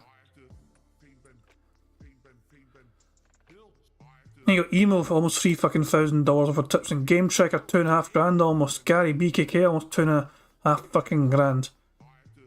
Jack's racks are over $4,000, and then Phil stopped playing Street Fighter, and then for fuck's sake, the Patriarchy, aka Dasbo Shit's alt account. Team Michael Gamer $2,000 fucking dollars. It's send in the whales. This loyal small band of whales and other fucking soccer accounts too. Half of the support that I get is probably from the biggest fans. And then 50% is from more casual fans, viewers who just watch, and there's a little bit of ad revenue there, people who will absolutely throw a super chat here or there, but they don't contribute huge. I would say it's about 50-50. But 50 is a huge amount. Half of your income is coming from one small group of people, okay? And so you guys who are over-exaggerating saying 90, you're all wrong. I'll tell you right now. Because I know exactly what kind of support I get. That's not correct. You know what it is you recognize certain names. You'll see, oh, this person comes by every day and contributes. Yeah, so that's a big part of my consistent support. But there's actually a ton of little stuff that adds up that you don't see. You don't see the members. You don't see the ad revenue. You don't see those factors, you know? Anyway, continuing on. Do you have any advice for other streamers on how to cultivate a loyal following, or is it an organic phenomena? You know, I think I'm in a very unique position, and I've said this. It has to do with when I started, I was in the right place at the right time. Being, how do I say, a lot different than the trends. I don't follow those trends of what a lot of these other popular guys have done. You know, case in point, here I am in 2023. I don't have any product placements. I don't have any paid advertisements on my streams. No, oh, we're playing this game just because I'm getting paid to shill. You know, none of that shit. I'm not exaggerating. Everyone who makes a living on YouTube is doing that. Even people who I respect and I really like their content do that. And I kind of understand why they do it. I don't do that, right? And that's a lot. Why? Because I have the dedicated fan base that I have. If I didn't have it, I wouldn't be able to keep that out of my content. I'd have to do it just like everybody else, right?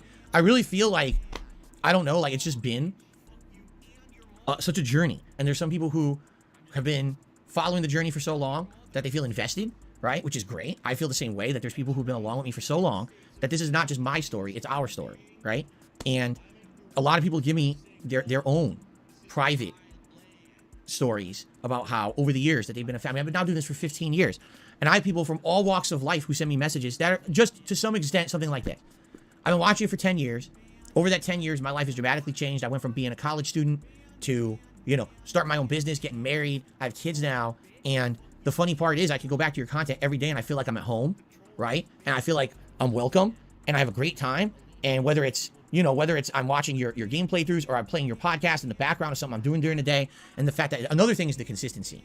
A lot of content creators out there have not been consistent like I have been for 15 years. They change their upload patterns. They change the content they're putting out. And because of that, they basically have, you know, a falling out with a big chunk of their audience who don't feel that they're dependable anymore. But I have stayed consistent. And a lot of people appreciate that. And I get these messages that people just really appreciate that. I think that's, as I've said this before, and I'll say it again, it's a silent majority. It's a silent group of people who will support me from time to time. Maybe they just come in from time to time and they drop a contribution, or behind the scenes, they're the members you never hear from. They're the patrons you never hear from. They're the people who actually have YouTube Premium and watch all my content, and I get all that ad revenue from the YouTube Premium. You know what I'm saying? Those are the people who are the real reason I can continue to be successful here. You understand? If it weren't for them, this would never be possible. So I tell you, I'm so grateful that I'm in a unique position other people aren't in, that I can do what I love and not have to worry about all those things that dilute the content, right? But I am in a unique position. There's not a lot of people out there who can say, hey, I can just do what I want all day and I don't have to worry about the fact that, you know, there has to be a shilling piece here or there. You know what I'm saying? So there you go. Okay.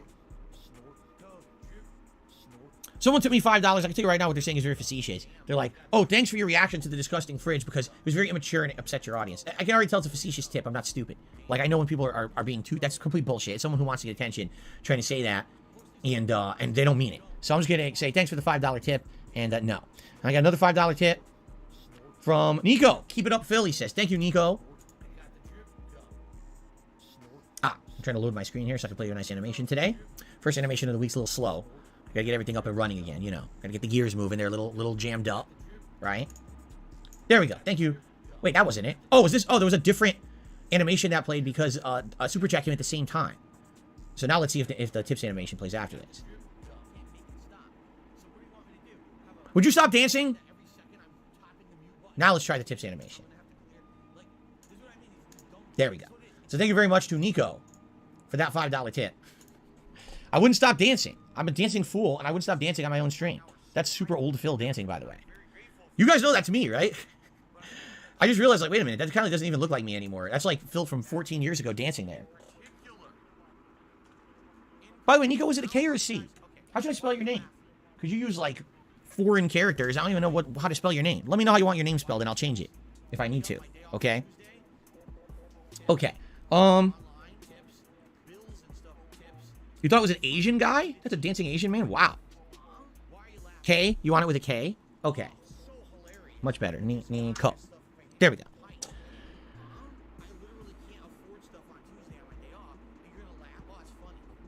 Someone took me. Quick reminder, everyone, we are one thing away from a free space.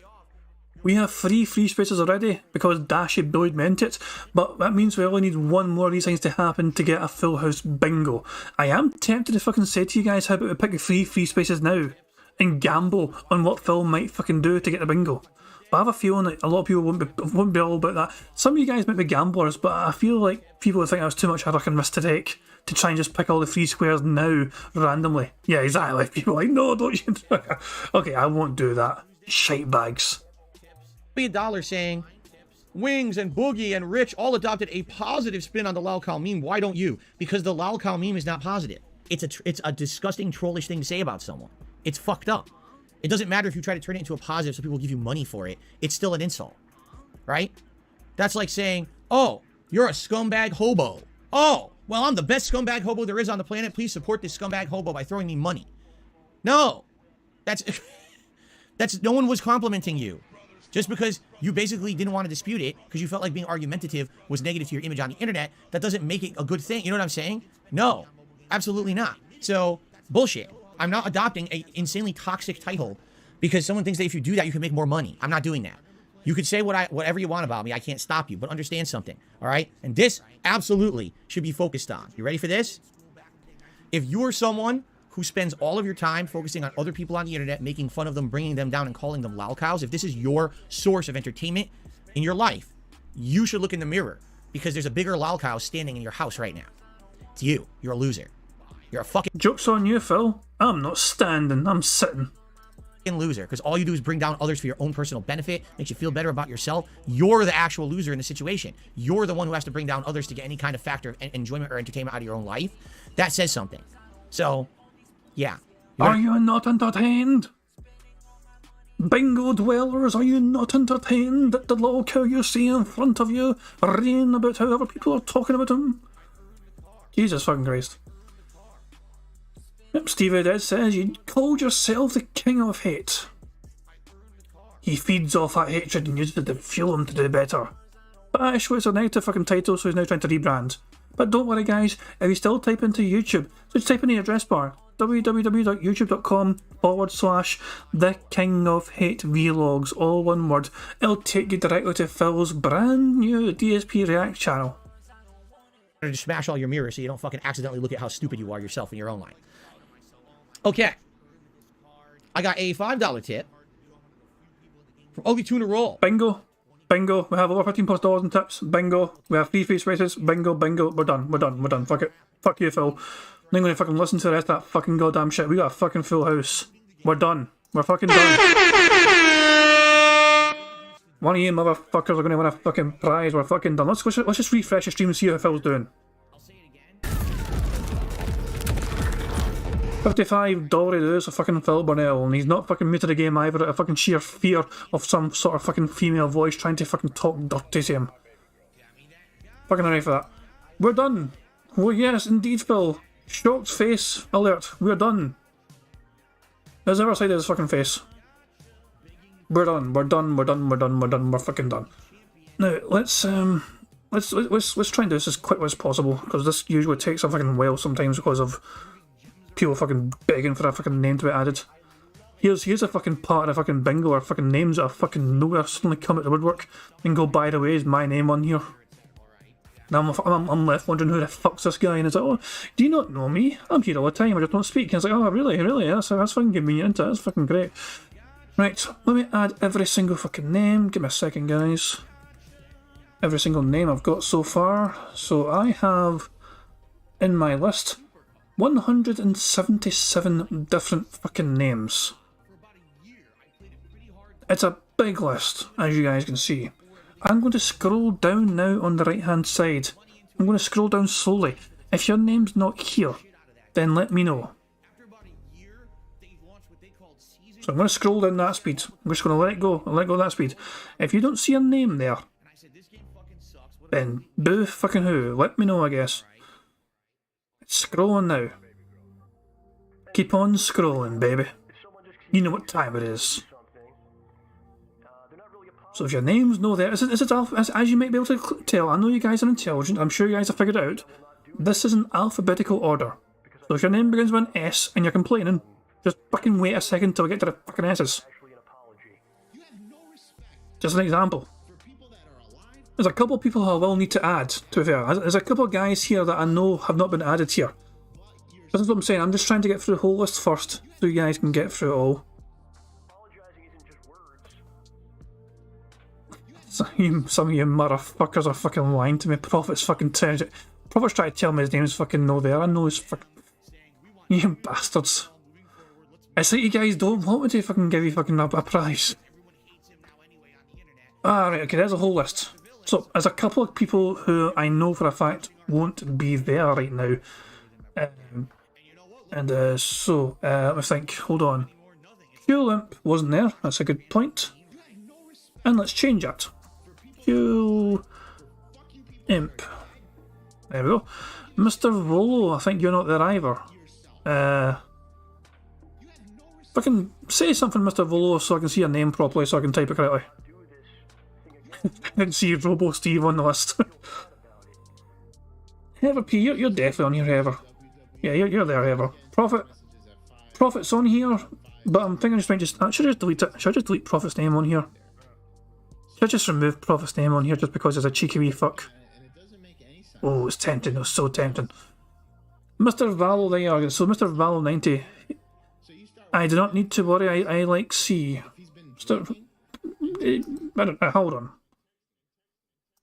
Mr. Valo 90. I'm not sure how it would work alphabetically, but I'll just put it here for now. Mr. Valo 90. There you go. Snood, you're on there. It's okay. So cool. Are we all good here? There's a Steeman 313 screaming his name's not there. I've never seen you ever before in Bingo. No offence, I'm not trying to be mean. But this is the very first time I can remember seeing that profile picture and seeing that name appear in this very Bingo game. So, if your name's not there, it's because I have no fucking Scooby, whoever the fuck you are. Lyle, okay, so fair. There's one to add as well. Hold on. Lyle, it doesn't really matter where I put these because I usually sort it by alphabetical order anyway. BR Joe. I think you're here actually. BR Joe. Oh, no, you're not. Oh well, sucks to be you. I'm kidding. Hold on. BR Joe. Just go here. Is this all one word? It says two words. Okay, Joe. There you go. Stayman. It says I watched but never commented. People only fucking want to get involved when there's a potential to win some prizes. You see how big this fucking list has gotten, by the way? 181 different names on here so far. Some of these are fucking sock accounts, I swear. I swear to fuck, some of these are fucking socks. Steam and 313, there you fucking go. Hold on, so let me sort this alphabetically. And then just copy it all and copy. So I don't think I need to add any more, do I? I think I'm done. I think I'm done. So, no more names to add. No more names to add. Fuck it, I'm just going to go for it. So, I'm going to shuffle us and then, you know, go. Dreaded End, you're on here, aren't you? Yeah, you are, don't worry. Steve says he's not there. Well, I've got like fucking 20 Steves.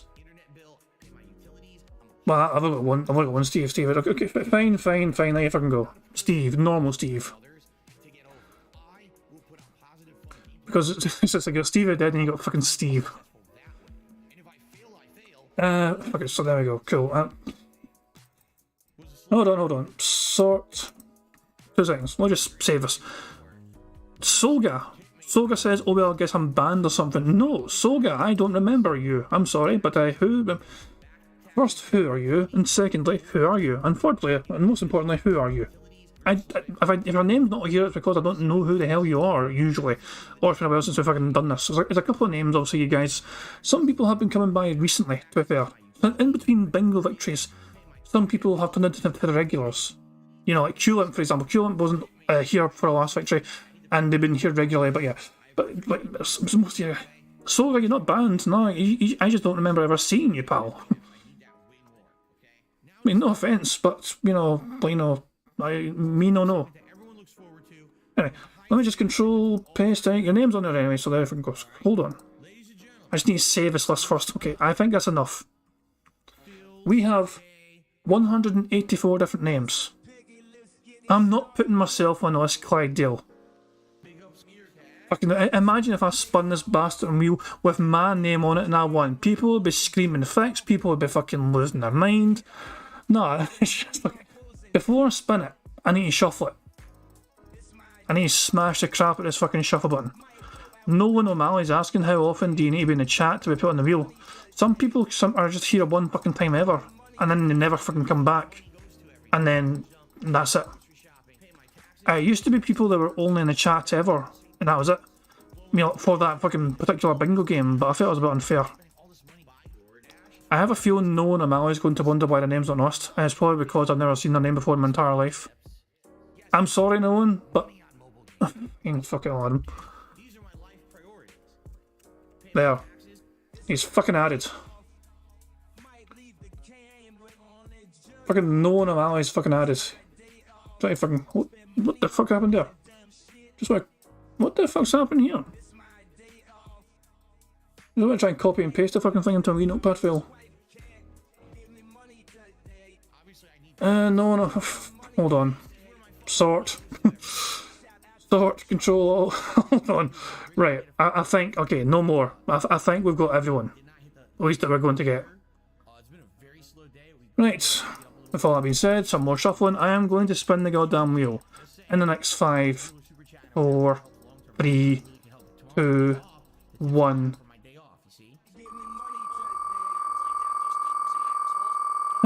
Please land on somebody that exists. Please don't be a sock account. Debauched Prism. Do we have Debauched Prism in the house? Is Debauched Prism anywhere to be seen, ladies and gentlemen? Debauched Prism says, hello, spin please. I don't think Debauched Prism's aware that he's won yet. I think I'm a little bit...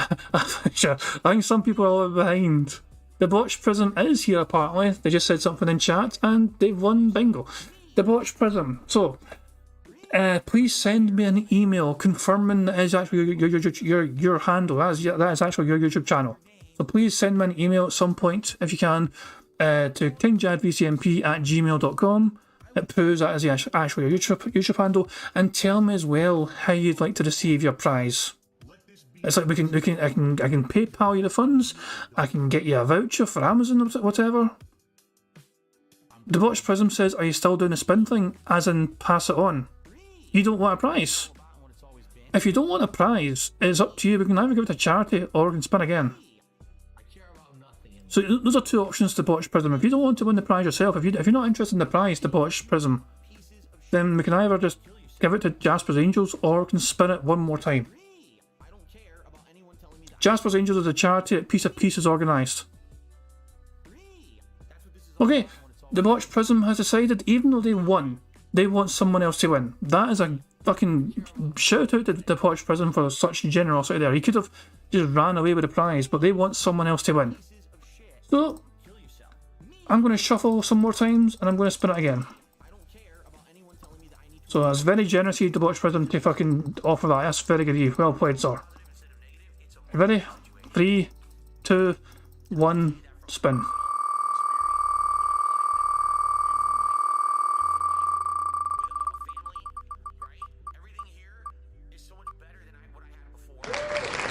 Tenshi Hinanawa.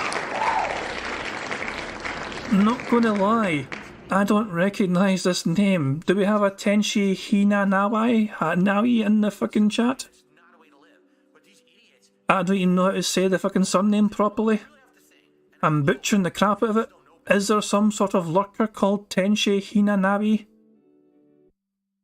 Please stop making me say Tenshi Hinanabi, because I feel so awkward saying it in my fucking ignorant way. I don't know if Tenshi Hinanabi even comes to this channel anymore, or plays bingo anymore. I mean, it's one of those things. Last time this happened, when I spun the wheel and they weren't here, I gave the person a week to get in touch with me in somehow, some way, and they didn't do it, so I gave that money to Jasper's Angels. Should I just spin until it lands on someone?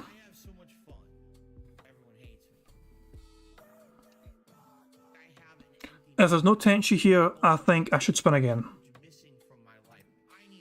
Third time's a charm. Okay, okay. I'll give it a quick shuffle, just to make it all fair, and then I'll spin again.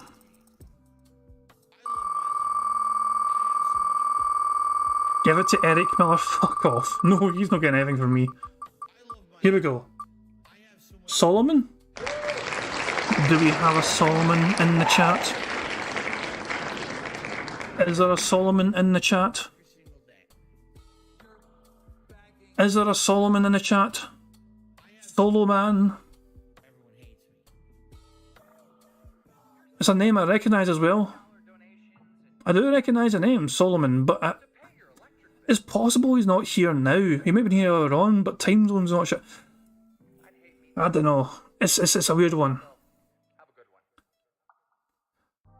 Brian Arts is asking how he can't send a Discord DM without doing a friend request. I think my Discord is set up that way. I think you actually need to be my friend to talk to me on Discord. I think it's just the way it's set up for me. So yeah, just send us a friend request and I'll accept it, and it's just, yeah, I don't know. Yeah, that's what I'm saying. Solomon, I recognise Solomon. I do recognise the name. Like, I seen him here. Yeah. Stevie Red says, do a community post, give them a week. That's fair, okay. If we don't hear within a week from Solomon, then I'll just give it to Jasper's Angels. That sound fair? Sound good? So I guess that's the way I've got to do it. Shout out once again to the Debauched Prism for, offering other people the chance to win. It landed on them. They could have taken the prize and enjoyed it. Instead, they'll say, you know what, spin it again. That is such a good gesture, pal. Well done. So big ups to the Botch Prison for that, you know what I mean? That's a hell of a fucking thing to do. So well done, good sir. We're going to give it a week. I'm going to make a community post saying that Solomon won the bingo. And if they can get in touch with me, let me know what you want or whatever, they've got a week to respond to me. DJ No says no offence, but isn't unfair to Tenchi then, because that guy got only like 2 minutes to respond. Tenchi's? I don't recognise Tenchi at all. Money, money, oh, money, money, yeah, money, money. DJ No's got a very good fucking point, to be fair, and I will address that in a second, but first up, Yiggity, sorry, just this name trips my fucking tongue up all the time. Yiggity, thank you very much for super chat. It says, big ups, as always, fun times, thank you very much. Thank you very much, very kind. DJ Dunno has made a very good fucking point. So, it landed on that name, that Tenchi guy from before the second time. How about the community post mentions both of them? If both of those guys get in touch with me in the space of a week, they both win. Since we spun the wheels, 2 more times. If either of them or both of them get in touch with me within the space of a week, they both get a prize. If only one of them gets in touch with me, that person gets a prize. If none of them get in touch with me, then I'm sending Jasper's Angels the prize money. How about that? So as I'm saying, the second time I spun it was that Tenchi Nani Wani. I don't know the surname, I'm butchering it. But it's a name I didn't recognise whatsoever. The thing is, well, Solomon I do recognise. I recognise Solomon. I've seen him chat before. Which is why I keep thinking, who cares? Says I'm Tenchi Hiwaji. Hell man. I don't know. I just, as I'm saying, this is a problem with doing bingo sometimes like this, when it's like the person that wins is maybe not here anymore to ever collect it because maybe they don't care anymore. I might need to do a trimming of this list of bingo people. But then I don't want to accidentally cut anyone out that shouldn't be cut. You get what I'm saying? It's awkward, isn't it? It's awkward. I can't just click on participants either during a bingo, because that's just denying people that are here at the start of the stream but might not be here at the end. I'm going to do a community post trying to get both of these guys, the person that, so the second time I spun and the third time I spun, getting either of these guys to come forward to try and claim their prize, and I'll give them a week to do it.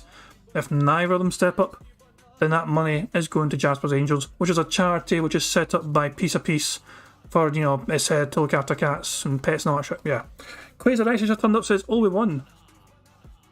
Yeah, Quasar X, we won. We won bingo, we got a full house. Prophet says, give it to the both of them, I'll cover one. Oh, I might not even hear from any of them. We'll have to wait and see if I hear from any of them first. That's very kind of you, Prophet.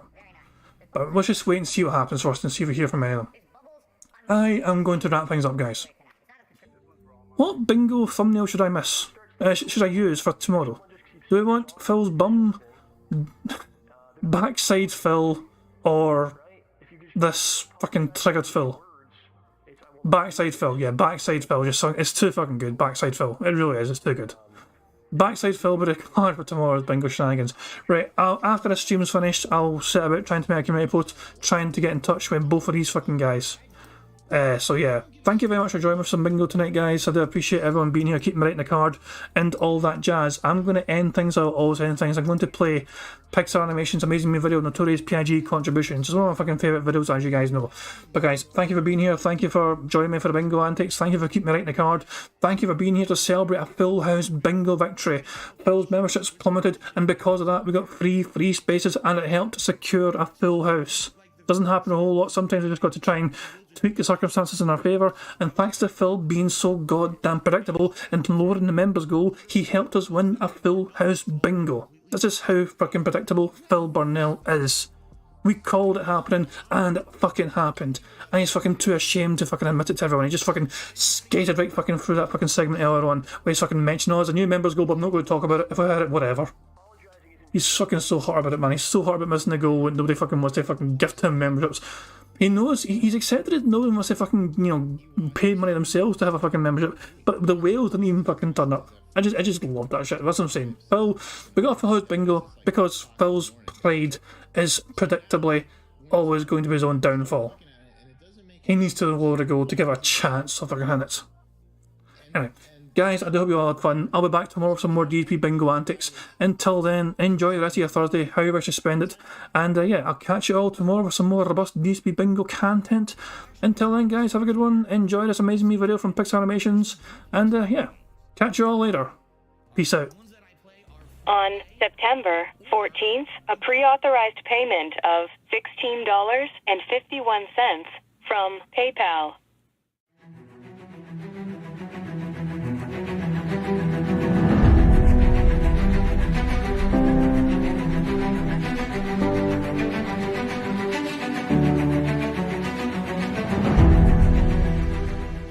All right, Luna Mills has tipped me $1.30. It says, I'm back. What's your favorite type of shower?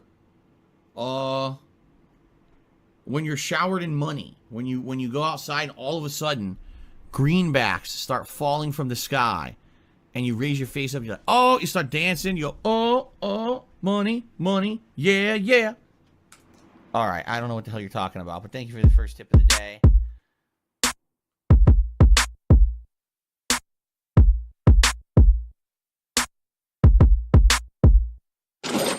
Money, money, yeah, yeah. Money, money, oh, money, money, yeah, yeah. Money, money, money, money, yeah, yeah. Money, money, oh, money, money, yeah, yeah. These contributions are mandatory. Money, money, yeah, yeah. Money, money, oh, money, money, yeah, yeah. Money, money, money, money, yeah, yeah. Money, money, oh, money, money, yeah, yeah. These contributions are mandatory.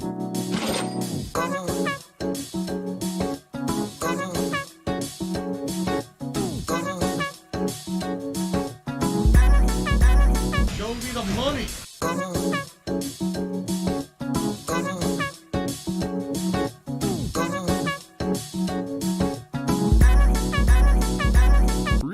Money, money, yeah, yeah. Money, money, oh, money, money, yeah, yeah. Money, money, money, money, yeah, yeah. Money, money, oh, money, money, yeah, yeah. These contributions are mandatory. And it's gone, just gone like that. In an instant, fucking gone.